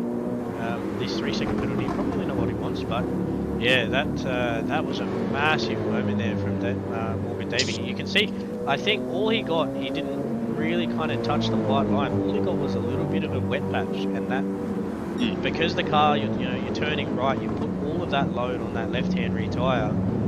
You put that load there, and the wet comes through, and it overspins the tyre, and you can kiss yourself goodbye. So that was a critical mistake there from Morgan Davey. So very huge mistake. Very unfortunate, but that's obviously the old random weather coming into play there. But biggest mover in this is Lewis here. He's got a 9 point. Oh no! Oh, as we say that, he just clips a wet patch there. He needs to get the car flicked around. Hudson's going to come through and potentially take the lead away. He does. He's about to come through, yes, into P1 now. So that's a huge mistake there by Lewis Atkinson for the NED Racing in the Aston Martin V12 Vantage. So you can see there, he just loses the rear end coming onto the final corner of turn 19. Thankfully, no damage and no serious consequences for that Aston Martin. But he's dropped down to P2. He's coming down to P3 now. So Ando's gone around the outside. Brilliant move there on the outside of turn 1. And we're seeing a lot of action here from our broadcasters here in the telecoms, with the cameras rolling away. Ando picks up a move around the outside, breaks a little bit deep there. So Lewis able to come back, but has he held on? He hasn't. They're still battling it out for P2. This could be a huge swing in the championship, and these two keep battling it out here. If it could all end up in sad tears for one of them, but Lewis goes around the outside. Oh, beautiful move there by Lewis. A great racing between the two championship contenders, and Lewis Atkinson and Andrew Scott take about just resuming their battles that they did at Suzuka 2 weeks ago. The same battle that they had at Suzuka, Ryan, is they bring it here to Autopolis, and my goodness, the battling these guys have is next to none. And the racing is absolutely fantastic. Aussie Taylor is up into P5, so he's sitting very pretty for WTC-Racing, his best performance to date. He might get overtaken here by James Lee. They're both breaking out the same points, so Lee taking the inside line. Can Aussie hold it around the outside? You've got better traction around the outside. He does. So he finds so much grip around the outside. So much action going here, Ryan. What a race to call. And Sir Dids and Shane Addard from second last to 7th. My goodness. Oh, contact between Jimmy Lee and Aussie Taylor. The two collide on to turn 12 there. So he was trying to go for an outside move on Aussie Taylor. He goes for the outside move. Not much space between the two drivers. Oh, a bit of contact there between Aussie and Jimmy. Unfortunately, there's not much you can do. There's a bit of aquaplaning on the Jaguar F-Type from Aussie Taylor there, so not much you could have done there. It's still going on there. Davy's able to make up a couple of positions. Can Griffin think about an overtake on Davy? No, he can't. Davy runs a bit wide. Griffin's going to try and go for the outside line. As I say, He got so much traction there. He goes for a switchback on Davey, but it's unbelievable close racing between the two boys. Oh, contact made, but they still keep it on the track. My goodness, Brian, I need a break. That's incredible. That was some absolutely wild racing there, and yeah, I think James Lee just got a look. He was kind of just rubbing and racing, and then it looks like same thing as what happened to Morgan Davey there. He just got a little bit on that wet patch and made the car spin. So a bit unfortunate, but yeah, you know, he's doing well so far. But the other thing is he's on full wets, where a lot of these other drivers are on intermediate. So it's kind of a bit of a much of a muchness. You know, if it was me, you know, I might have want to be on the wets, maybe. I could see a very dark blue patch on the left hand side on that radar on that water. So when you start to see that little bit of blue, that darker blue compared to what's on top of it, yeah, it is time for wet. So maybe Jimmy Lee, when he came into the pit lane last time, he switched from his soft to wet tyres because the team probably predicted there was going to be some heavier rain. Morgan Davey up into 7th place there after being down as low as 10th place. Lewis Atkinson has actually gone past Niff. So between these two boys, we did see Lewis make a mistake 2 laps ago on the pit straight. Has now gone back and retaken the lead here for the Player1 GT3 Championship around 9 at Autopolis International Racing Course. They're still sliding about. The traction the boys are trying to find is unbelievable. The skills that these guys are having around this circuit is amazing. But is one of these drivers going to flinch, and will one of them actually come into the pit lane? Maybe they'll throw on some wet tyres, or will they stick it out and stay on those intermediates? We'll find out. We can see some cars on the pit straight, so they haven't flinched yet. So it's not time yet. The team bosses are just telling them just to stay out a little bit longer because they think the rain is improving. But from us in the commentary box, it is still staying about the same. I can see the intensity starting to pick up a little bit, but not too much here. Robert Foster sitting in 4th place, having a bit of a quiet race here, but a bit of a flying under the radar here, Ryan. Any of these 3 boys, the 3 fast boys up in the top 3, and make a mistake, Robert Foster's going to come through. Yeah, definitely. And you know how easy it is to make a mistake in the wet. You know, the history of racing that we've had. It's not hard to make a mistake in the wet. Simple, one little lapse of concentration, and you can call it a day. As obviously we saw by Lewis there. I'm not too sure what happened to Lewis. I think maybe he might have hit a puddle or a wet patch, or a wetter patch than normal. But yeah, it was interesting. I don't know exactly what happened to him, and then he obviously spun. But he's making the most of those tyres there. He's pulled out a 2.3 second gap, but definitely critical there, as you're saying, in that 2011 Aston Martin. So it's actually got a bigger wing compared to the other cars, obviously, because it's got a very old aero package. So the V12 with the bigger wing and stuff like that, where you go to the flat 6 Porsche with the smaller wing, and then obviously the BMW. So you know, even the BMW, you know, that's the old spec too. So the M6. So yeah, it's definitely interesting, but he's certainly making the most of this Aston Martin here. But I'm very impressed here with Willie Taylor up in first in class and 5th out running the Jag. So closest driver that he's got to battle with at the moment is Griffin down here in 8th. So he's roughly about 8 or 10 seconds behind. So yeah, I'm very happy to see Willie Taylor having a very good race here. So probably what he wants. He's having a bit of a slide fest. He's going back to the roots of Tokyo and Tokyo drifting the car through. But yeah, the drivers are definitely finding it hard with these conditions, because you know they change every lap. So yeah, that's critical. And you know, as you said, the drivers and teams are going to be watching those weather radars ever so closely to find out how the rain is. But the rain looks set in at the moment. It doesn't look like it's letting off. So that spray off the cars is definitely playing havoc as well to the cars following. But yeah, these battles are just happening. They're just crazily going on now. So Endo's battling with Niff here. So Yeah. You can see Lewis. In the best position.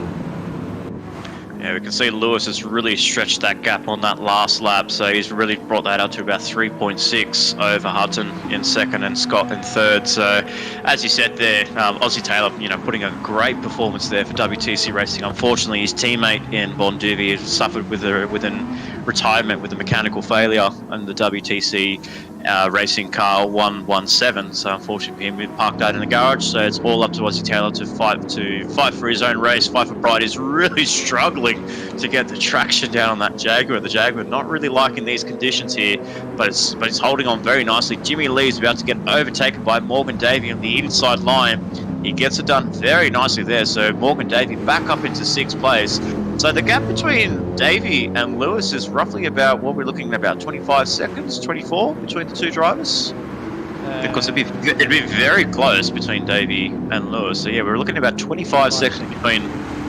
Yeah, so Davey he's lost time, obviously switching the tyres and trying to get off those soft tyres and that bit of a spin there. But you think about it, it's all about hindsight. Had he not had that spin, he would have been right on the back end of potentially Foster and even challenging for 3rd place on Ando. But he's got a lot of work to do.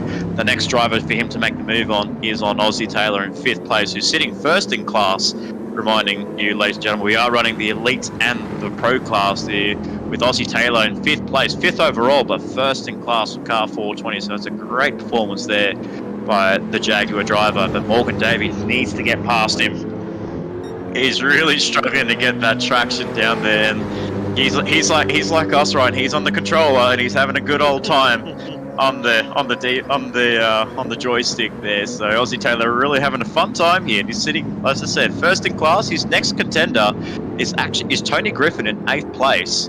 And he's got a huge gap over him, but Tony has actually got a bit of damage there, front splitter and front left suspension, so that's probably why Aussie's able to stretch that gap a little bit more there. And as I just see ahead, Davies just made a move on Aussie Taylor there. Aussie Taylor's just lost another position to Jimmy Lee in 6th place, but they're still going side by side here, so Jimmy will have to find a way to get through. So Davey executed that very nicely. Aussie Taylor's thinking, I'm not going to let 2 of you drivers come through. I know you guys are elite drivers, but I'm here to fight. I'm here to show you guys that I can hang with the best of the best. And he's about to go for an outside move on Jimmy Lee. Unfortunately, no. So he stays down to P7. But overall, you don't need to worry about the overall positioning. It is about where you finish in class. And so far, he's 1st. Yeah, definitely. He's just. If it was me, I would have probably let them go. I wouldn't have really battled much with them because that gap has closed between him and Tony Griffin. So, and then not too far behind, you've got Scott and then Glenn Mead as well. So you've got 4 drivers in a period of what would be, say, 4 or 5 seconds. But look at that track starting to dry up. This is the critical moment here for Lewis. Is what he's want to be watching is that weather radar. I'd say probably 1, maybe 2 more laps, and then we may see him jump in the pits for another set of softs. So, yeah, it's going to be critical for some of these drivers, but this movie is actually pretty outstanding on at the moment, as we see Foster making a move on the inside here of Hutton, going into turn 1, and he's made it stick too, so that's outstanding. Oh, Hutton goes for a crisscross. Bit of a switchback move there between Foster and Hudson, so they're still duking it out for 3rd place here. Hudson's holding the inside line. Looks like Foster's got a bit more confidence around the outside, and he's found that grip. And I think he's saved his tyres pretty nicely here, so he might be having a little bit more free roam on the tyres that he's got on. So he's actually finding a little bit more grip. But as you said there, as you pointed out very clearly there, the sun is starting to peak out a little bit. The rain has stopped. Oh, it's got a bit of a half drift there through the exit turn 9. Really come back down. But it's now come back down. So we had a bit of a burst of sunshine, and now it's back down, plaguing these drivers here. So the drivers are, I'll give my full credit to them. They are having a top job surviving in this weather. And we've only got less than 28 minutes of racing to go here, so plenty of action here. We can see Davey is really closing the gap on Lewis overall there, but as we look back down the field, we have Griffin in 8th, then we have GLR Scotty and Scott Taylor 9th place, catching up to the rear end of that Porsche, and then we have Glenn Mead 10th, 4th in class, and And then we have Shane Addard, who looked to have done a very good strategy running on those intermediate tyres. Looks like he's struggling again to find some sort of grip there. So he's 5th in class. Then we have Ison, 6th in class, 12th overall. Then we have Scott Barlow. So this is a name that we completely forgot to mention. I'm surprised why his name's not up there. He's down 13th, not just 13th overall, but he's last in class, Ryan. So he's going to be getting, if he stays this way, he's getting minimum points, and this can really affect his championship quest. Yeah, definitely. It can definitely affect his championship quest. But the other thing is, he does have a 45-point lead over Scott Taylor, who is currently running 3rd in class. So, you know, it will definitely take a massive toll on that championship lead. But you know, anything's possible. But I think, as you said, he's kind of gone under the radar a bit here. I did think he spun just before one of his stops, so I think that's potentially the first. Yeah, another thing as well, Peasy from Strike Race Tech is really far. I think he's been lapped. He has been lapped. He's been lapped twice. Yeah.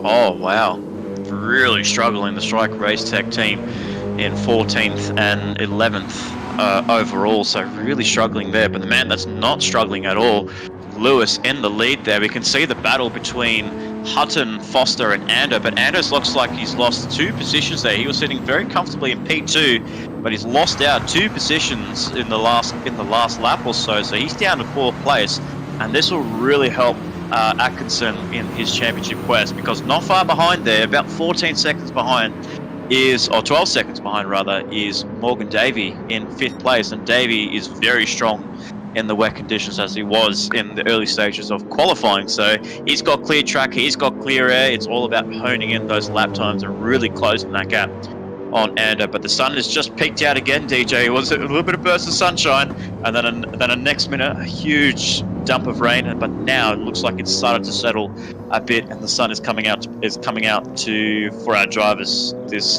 with only 25 minutes to go. Yeah, it's definitely going to spice up the end here, whether or not we may see some drivers have a burst on dry tyres. But Aussie Taylor's actually lost a couple of positions here. So Tony Griffin's now 1st in class for pro drivers, with Scott Taylor just behind him. So wow. So yeah, that's definitely something must have happened there for Aussie Taylor. Yeah, his lap time there, this last lap was a 2:12 there, but the one before there was a 2:07. So yeah, he's the track maybe a little bit dried up on that lap, so a lot of the drivers had a fast lap and then a slow lap. So it was a slow, fast, slow. It's when that track dried up a little bit there for that first one. But, gotcha. Yeah. Yeah, that makes sense. Yeah. That really makes sense, and we can see that the Jaguar doesn't really have the performance in the dry conditions as we just saw in the wet there. As we see Jimmy Lee getting off those wet tyres, and not the strategy that Black Rose Racing were looking for. They were hoping that the rain was going to stay a little bit longer and get heavier, but unfortunately for Jimmy Lee and with Glenn Mead, they are on those wet tyres, and now they're going to go onto the soft tyres. So this is a very bold call here for Jimmy Lee. I don't think the track's dried enough just yet. It's just hanging over that bar there, the first bar.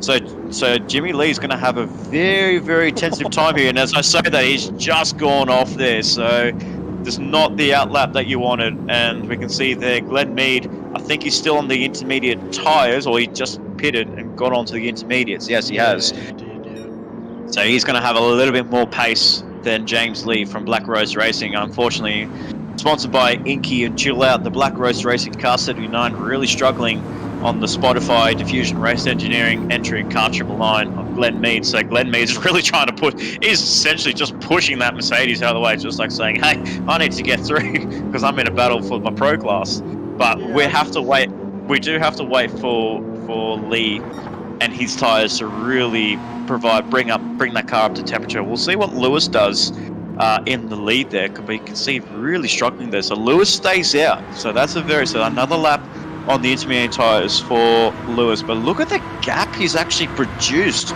on Hutton. Absolutely incredible. This is some sensational pace by Lewis Atkinson in first place. Unbelievable pace that he's got. And not only that, you can see Morgan Davey is actually closing up as well. So from what I last recalled, it was 25 seconds between him and Lewis, but he's closed that to 3 seconds, almost 3 seconds between him and Lewis, and he's closed up on Ando as well.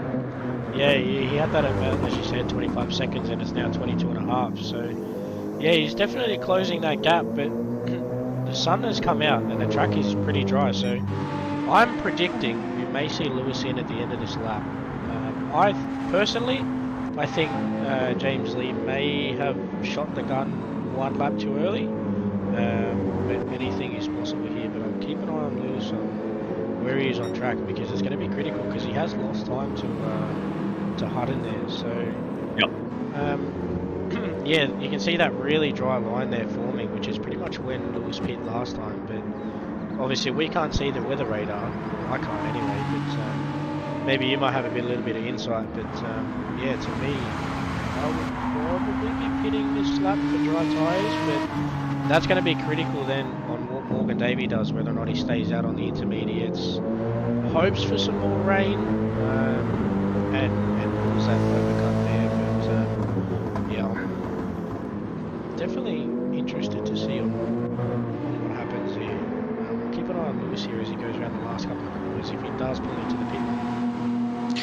Yeah, I'm not so sure if he's going to pit, because you can see there when he jumps on the curbs there, you could just see that patch. But he's taken the risk. He is coming in for the dry tyres. Is the NED Racer car 151. He's come in, getting off those intermediates and putting on potentially the soft tyres, with the sun now clearing up there. We'll wait and see what the fellas behind him do. Hutton stays out for another lap. Foster stays out for another lap. Ando will stay out for another lap. It's the crucial margin between Davey. So Davey comes into the pit lane. So he's following his rival in Lewis Atkinson coming into the pit lane. Lewis out of the pit lane on those soft tyres. He's able to execute that very smoothly there, did Lewis there. So again, just like he did on that first soft tyre stint, he got out of the pit lane very smooth, very straight, and he's well clear of the cars behind him. Yeah, as you can see, Morgan Davey did follow Lewis in, putting a bit of fuel in, because he's not going to make it to the end on that fuel. So that's the other thing as well. Lewis topped up the fuel tank on his previous stop, and obviously Morgan Davey didn't. So that's going to be probably a critical one here. So some drivers have stayed out on the intermediates. So we're going to really see the intermediates get burnt out now. As you can see, you know, the tyre is starting to really wear, where before they didn't have much wear on them at all. So I think you now need to find the wet patch. Yeah. Find the wet patch, cool those tyres down, because otherwise you're just going to lose so much time with Lewis. Now, we had a huge gap over Hutton in first place, and he's going to be coming through. So the boys they are coming down the hill there, and then Hutton is about to approach the windy section in sector 3. So he's in incredible pace here. The confidence that the man has got behind the wheel is absolutely incredible, what he's able to do in the Aston Martin. But we're going to be seeing Niff in the pit lane in that car 47 Porsche 911 by Scarborough Motorsport, sponsored by Newlawn and Karcher and Juiced. He's going to come through onto the start finish straight. There he goes. He dives into the pit lane. Easy call there for Hutton, but Foster stays out for another lap, and so does Ando. So interesting. So do they see something on the radar, or they taking the same? I'll tell you what here, Ryan. They're taking the same risk. So the BMWs are still staying out like they did on the last time when Lewis was on the soft tyres. So it's a take two for it's a take two for Lewis to do the hard work and try and get the overtakes done.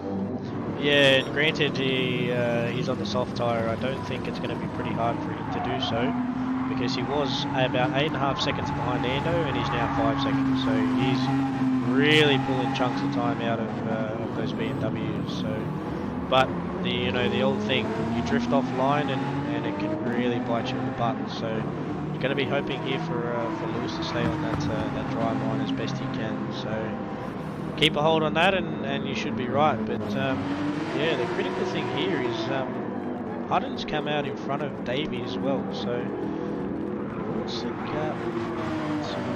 He was well ahead of Davey anyway, so Davey's just got a little bit more track time now on those soft tyres. He did have to stay in the pit lane as you broadcasted earlier, just to top up the fuel, and potentially Niff didn't have to, so that's why he's a little bit further down the order. So Lewis got a little bit of work to do, 5.7 behind Foster in first place, but you can see he's close up to Ando very quickly there in second place. Yeah, well, it's 1.4 between Ando and Lewis, so then we go 1.1 now, and then it's about 13 to 14 seconds between Morgan, Davey and Ando, so that's another gap we kind of got to watch out for as well. As Foster's gone through again, Ando's come into the pit, so now that's made it easy for Lewis. So this is going to be the gap we need to watch here, is where Morgan Davey comes out in relation to Ando.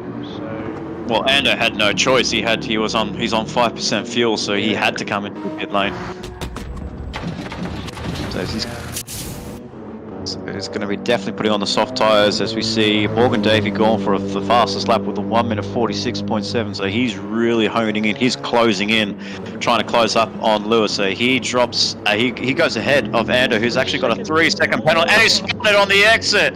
Oh, please, hopefully he doesn't get any rear wing damage. He saved it, not touched the wall there. So great save there by Ando, but very, very sketchy there. Jimmy Lee right behind there, the first man to jump on the soft tyres. He's up and just is in 6th place, but he's got to get past Ando, who has to serve that 3-second penalty there.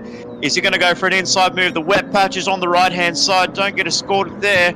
Otherwise, both your days are going to be ruined, but he sticks behind Scott in 5th place, and all Jimmy has to do now is just wait for Ando to serve that 3-second penalty, because that's the smartest thing to do. Wait for the driver ahead to serve that penalty, but that was a huge mistake there for Ando. yeah, and another mover here is Scott as well. So he's moved up into first in class, and Dids has gone the alternate strategy again, and he's come out second in class, but he's obviously out of sequence because he's still on those intermediate tyres. So Aussie's just pit and he's gone around the outside. Be careful, my friend, there's a wet patch on the outside there, but yeah, Aussie. Nicely done. Scott has actually pulled out a 15-second margin between himself and Aussie Taylor. So Yeah. I think something may have happened there, or something's going on. As we see, Foster now jumped into the pits here. He did get overtaken by Lewis on that last lap, so it was a very comfortable move there by Lewis. So he's back up into P1 now. Hutton holds on to P2, but where does Davey feed out in all of this? Davey's going to potentially come out in 3rd place. There he goes, past the pit lane goes Morgan Davey. Jimmy Lee's gone past Ando Scott in 5th place, as we see Foster now come out of the pit lane. He's still holding on to P4 there, so he's put on some fuel, as our cameraman's thinking, what's going on here?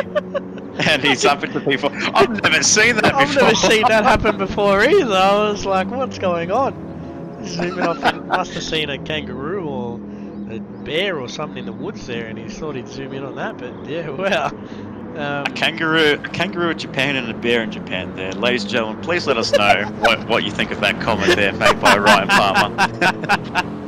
Well, there's got to be a bear, shouldn't there, in Japan? Kangaroo, not so much. Maybe a bear.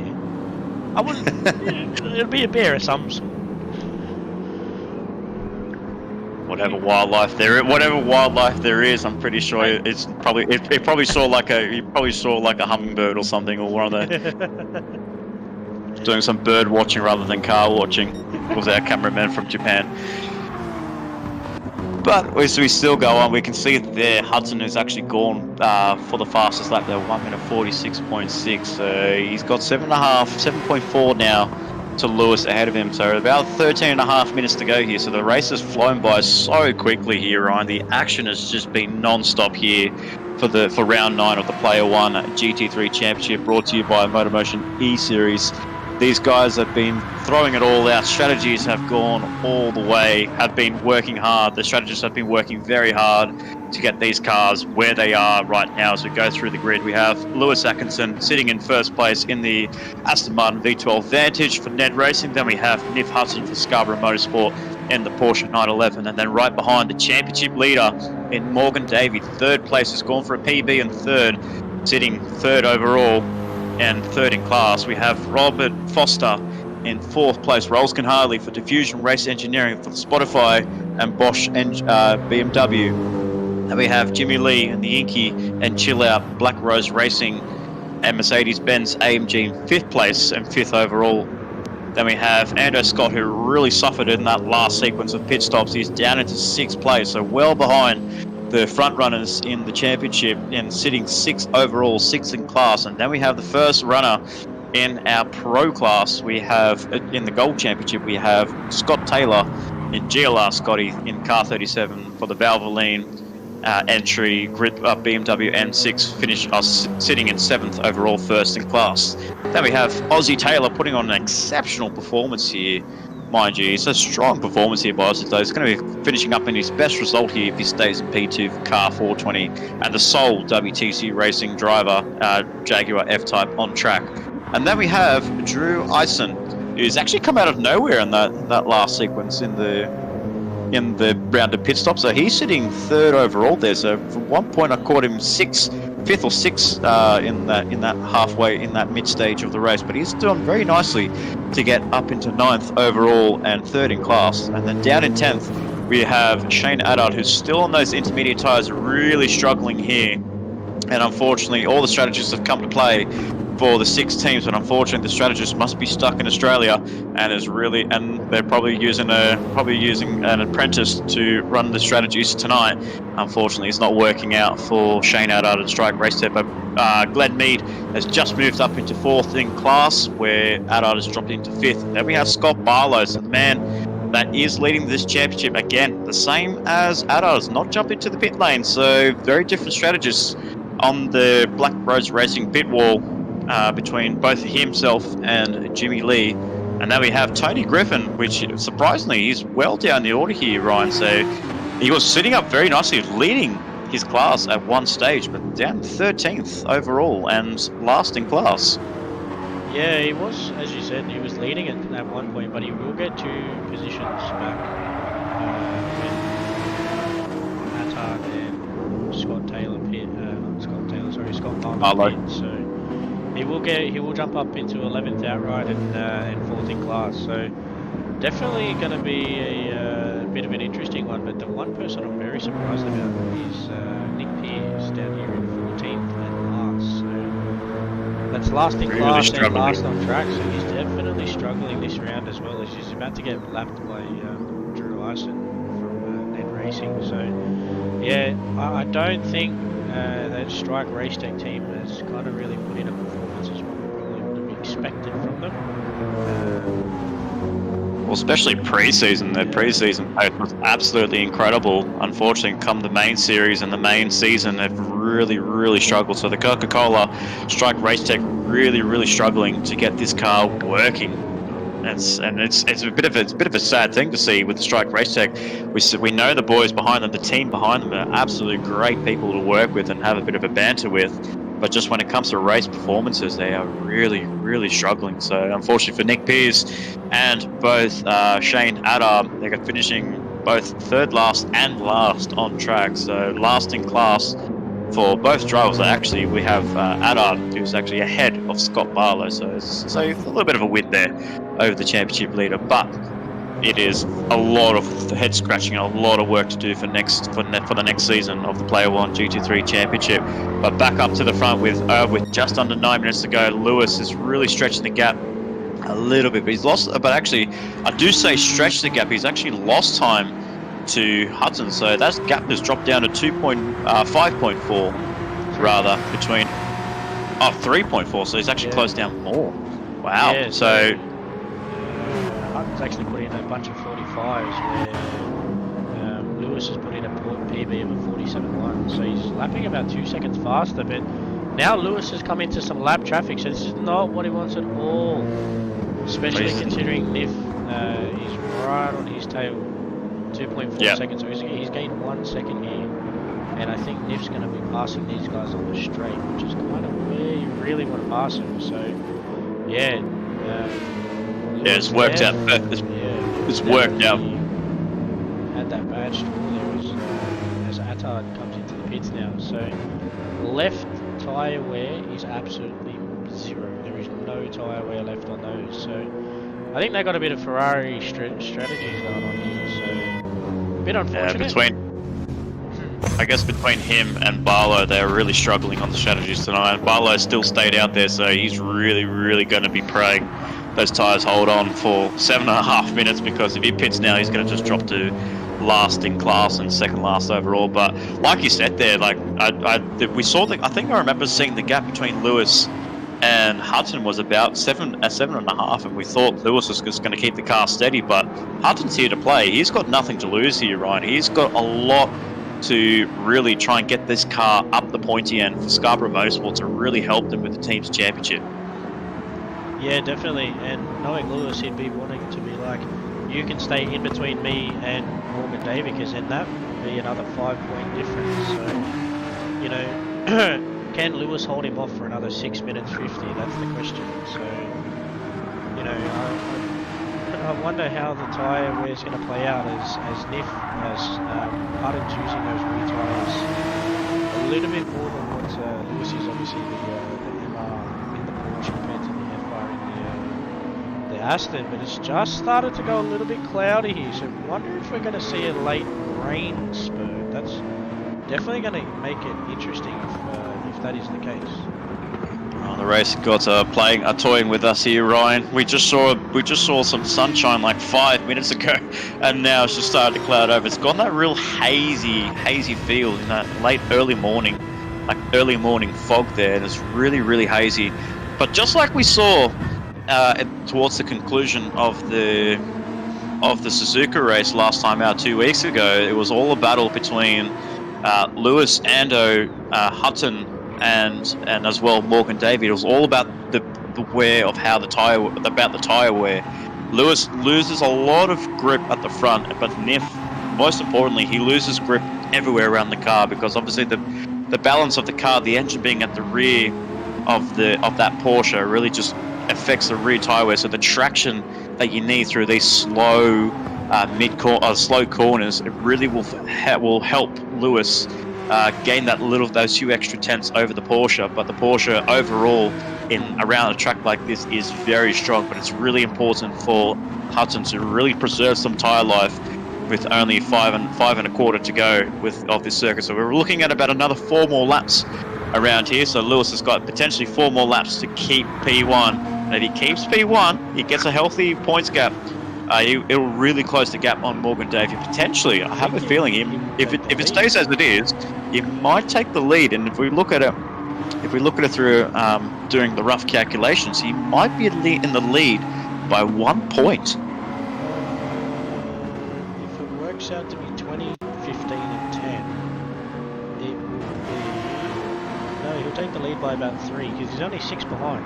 So Morgan Davies on 109 and Lewis is on 103, so he's only 6 behind. So if anything, he's going to take the lead by possibly potentially 4-ish, roughly. So it's going to be roughly around that point. So I wonder if we're going to see a bit of a late charge here in the championship standings from Lewis, but that is playing in the hands that Hutton stays where he is. So that's definitely going to be the thing to play for. But in saying that, Hutton in his late charge of pushing, he's actually killed those tyres. So yeah, that's what I'm saying. Now they're lapping roughly around the same pace. So Lewis has slowly gotten faster, where Hutton has slowly gotten slower. So Lewis has definitely taken care of those tyres a little bit more than what Niff has done. So that's going to be the critical thing there. And as you said, it's going to be about 3-4 laps to go. So 3 minutes 43. We'll be looking 2 laps plus 1 potentially, but James Lee's jumped in the pits now. He's underfueled the car. Yeah, he's underfueled that, unfortunately. So Black Rose Racing again, just like Strike Race Tech, really struggling on the pit strategies, unfortunately. So they haven't shown up at Black Rose either. So I don't know whether it was a disruption in Australia, but for some reason the boys in Black Rose and Strike Race Tech really struggling on their strategy calls here tonight, as Lee's down to 6th place and Barlow's down the order as well. So really hard times here for Black Rose Racing, who were at one point in this championship were leading the way in the team's championship, only by a few points over Gridline Racing and the likes of Scarborough Motorsport, but a real slump of form with the unfortunate termination and unfortunate end of Aidan Holton and Captain Muffin 88 retiring from this championship has really put in a huge damper on this team and progression towards the top there, with Jimmy Lee coming in at the last minute. I mean, give credit to all where credit's due. Jimmy Lee coming into the team as a team boss, but now as a team leader in the elite class. He's really put on some good performances as well. We've seen some great moves, great overtaking, and some good strategy calls over the past, but he's really struggled to keep that consistency. As we see Davey now in the pit lane, so Davey's underfueled here. So he's going to be struggling on with just a bit over 2 minutes to go here. Will he stay out ahead of Ando Scott? And this will be very crucial in the championship fight. Davey cannot afford to lose the position, but he's just come out now, fueled the car up, no tyres, just a car to go around for 2 more laps here, and he'll be home, sitting pretty in 3rd overall.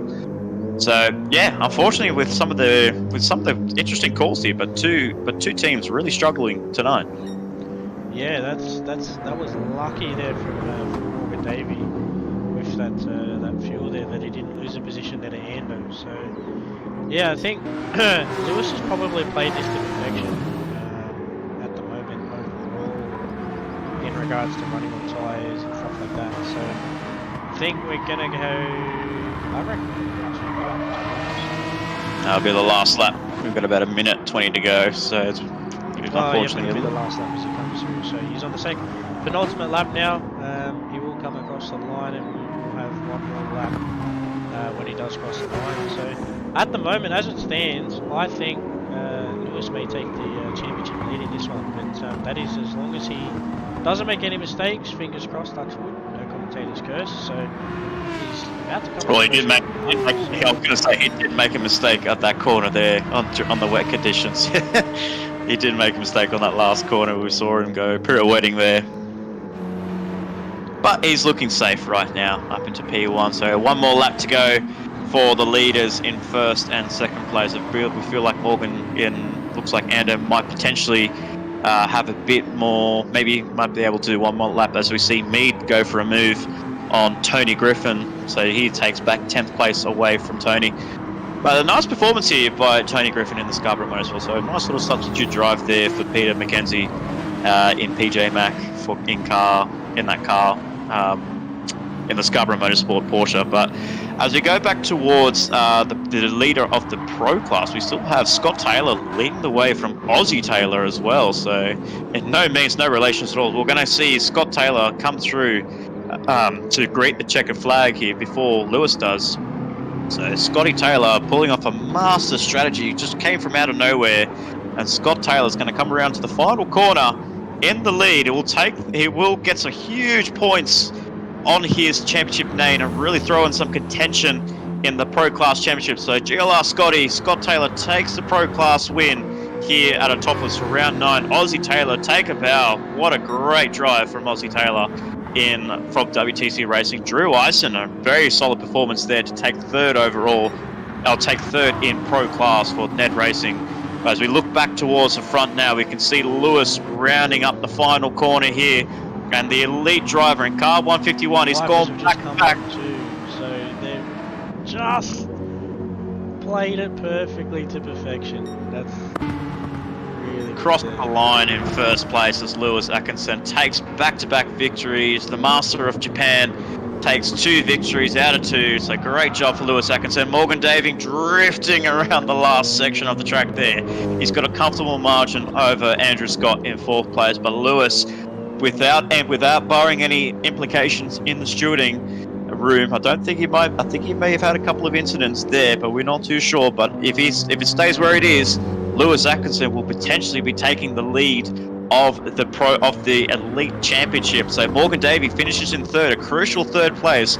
It's not over yet, Ryan, as the championship wraps up in 2 weeks' time at Mount Panorama. Yeah, that's definitely going to be an interesting one, and what a place to wrap up the championship, I tell you. But an amazing drive there from Lewis Atkinson. Didn't start probably where he wanted, but he definitely made those early moves, make the critical moves, and yeah, he's definitely paid off there. But yeah, big drive there from him. Played his strategy to perfection. Had a bit of a moment there on the last corner, but yeah, he played it out pretty well. So big congratulations, and And big ups there to Lewis. But yeah, that's my driver of the day for sure. But yeah, he was very close there from Hutton. As you can see there, his fastest lap in the Porsche is nearly a second faster than Lewis. So Wow. He was really closing in that crazy, gap yeah. as well. He really closed the gap, did Hutton on Atkinson. So unfortunately, it's not enough to take the overall victory. So Lewis takes first in the elite class. Then we have Hutton and Davey, so both on the podiums. And unfortunately, the one to miss out is Ando Scott in 4th place. So he's losing points. He lost points today on Atkinson and Davey. So he has it all to do at Map Panorama in 2 weeks' time. But then we have to look to the pro class. In the Gold Championship, we have GLR Scotty taking the overall victory ahead of Aussie Taylor. A fantastic drive from both drivers in both GLR Scotty and Aussie Taylor to be up in 1st and 2nd, and Drew Ison for NED Racing bringing the NED Racing boys on the podium here at Autopolis. What a way, what a sight to see. Yeah, that was a fantastic race there. That was absolutely phenomenal. I thoroughly enjoyed that. Obviously, unfortunately, we had a DNF there from Wade Von Juvie from WTC Racing. So Aussie Taylor brought home the sole points for that team. But yeah, that was an outstanding drive there from Scott Taylor and Aussie Taylor. So you know that the other thing as well there, Aussie Taylor with a 47.4 and Scotty with a 48.7. So he's 1.3 seconds faster, but just shows that the consistency can really pay off in the end. So that's the main thing. Yeah, absolutely right. So I feel like it's time now to start giving out our driver of the day here, brought to you by MotorMotion E-Series, sponsored by Player1 Sim Gear. So I'll throw it on to the dance floor for you, Ryan. Who have you got your driver of the day here for round 9 of the Player1 GT3 Championship? My driver of the day has probably got to go to Lewis. You know, he played his strategies to perfection. Pretty much on par with what I would have done. Set the tone where he wanted to be. You know, as I said, didn't qualify the best, but or where he kind of wanted to be potentially. But yeah, he didn't made one mistake, but then he got that position back. So yeah, definitely. I definitely put my driver of the day to Lewis. You know, he played it to perfection, and he's up the front, and he's put it on the top step there. So yeah, he's done well, and he kept Nif as well behind him. So that was the big main thing, and taking the championship as well potentially, pending any stewards reviews from Morgan Davies. So that's going to be the big turning point here too. So yeah, definitely definitely my driver of the day there goes to Lewis. Absolutely a worthy performance there by Lewis Atkinson from NED Racing. I'm just going to have to swing it the opposite direction here for you, Ryan. So I'm going to have to have a little bit of background discussions on who will take driver of the day. I'm actually going to give my driver of the day, and I think it's a worthy contender. I'm going to give it to Aussie Taylor from WTC Racing. A fantastic drive. Came from out of nowhere. I think it qualified P5 in class and well outside the top 10. Not as fast as what the other boys were setting throughout qualifying, but just came through the field through that wet phase, the wet conditions, and even in the dry stints, as we see there on his lap times, significantly quicker than GLR Scotty. Led the race in his class and really got that Jaguar, which is known to be a struggling car amongst the GT3 class here on Gran Turismo 7, and especially in this championship. But he's really wrung the neck out of that Jaguar. He's learned a lot from his teammate in Van der Zandt and White, and even Von Duvey. He's really digged his head deep. He's really got himself on the books, and has really tried to come up with a strategy and come up with a plan to make this Jaguar work. And he's done it absolutely a great job tonight. He led the way. Unfortunately, finishes down in P2, but he can be very content finishing on the podium and finishing second on that podium for pro class in the Gold Championship. And I would say, that's his best performance throughout the season, throughout the racing he's done here at MotorMotion. Yeah, I would have to support that as well. He did very well in that one, and he showed there. Unfortunately, didn't get the win, but he definitely took it to Scott Taylor. But we've got Morgan Davey. There is one more round to go, mate. You will be at Bathurst in 2 weeks' time, so that will be the final round. So better get to the drawing board and try and pull as much speed out of that Mercedes as you can. So it's definitely going to be an interesting one. So yeah, you know, my driver of the day goes to Lewis, yours goes to Aussie, and I'm sure that you'll agree with me and I agree with you. So definitely, definitely We got a good we got race. some we got a what I was saying to George in the TCR Cup, we have to throw Lewis and Aussie in the boxing ring, and then they have to fight it out for the whole 12 rounds, and whoever wins gets driver of the day. So That's a good if idea. Lewis and Aussie are in the chat, then we'll set a boxing ring up somewhere for you guys. Definitely. But that is going to be the end here at MotorMotion E-Series. Thank you so much for tuning in. If you haven't already, please like the stream and follow us on all social medias. On Facebook, join our MotorMotion E-Series paddock chat, where you get to meet all the drivers here that you are racing, that you have witnessed racing here tonight, here in the Group A. Also follow George Cooke, who has just recently finished up the broadcast of the Group B lobby. So the Group B lobby is obviously some fantastic racing going on in that second division in both silver and bronze championships. Some spicy championship battles there between those drivers. So support him. Go follow him at Crazy Good Kung Fu on his Twitch channel, and follow him on his Twitter as well as follow our man here in Ryan Palmer on his Twitch channel in Disappointed, and he'll be showing here where he broadcasts all of his racing action. But that is going to be it here at Autopolis. So we say farewell to the leg in Japan. We've travelled all over the globe, Ryan. We've gone to America. We've come to Japan.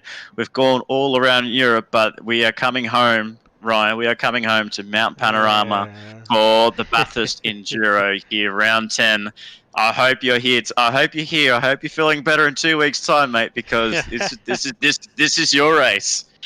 Yeah, I'm feeling better tonight than what I was previously, but definitely on the mend. But mate, I wouldn't miss that for the world. So, mate, you know how I am with Bathurst. Bathurst is home for me. I absolutely love that track. I'll race that track all day, every day, and for that to be the finale, even better. So yeah, I'll definitely be keen to be around for that. It's going to be an interesting one, so I'll definitely be wait and see. But yeah, as you said, thank you to everyone for viewing. Yeah, like, subscribe, share it around to all your friends, family, and stuff like that. And catch us 2 weeks' time for the final round for GT3s. But we do have TCRs next week as well, so that'll be a bit of an interesting one. So until then, obviously, thank you from myself in Ryan Palmer and Nick Pautasso, but also from George Cooke, who also did the Group B lobby. So big ups to the boys over here at MotorMotion. They put on a stellar performance. So thank you very much, and thank you to all the drivers and everyone behind the scenes. So until then, see you guys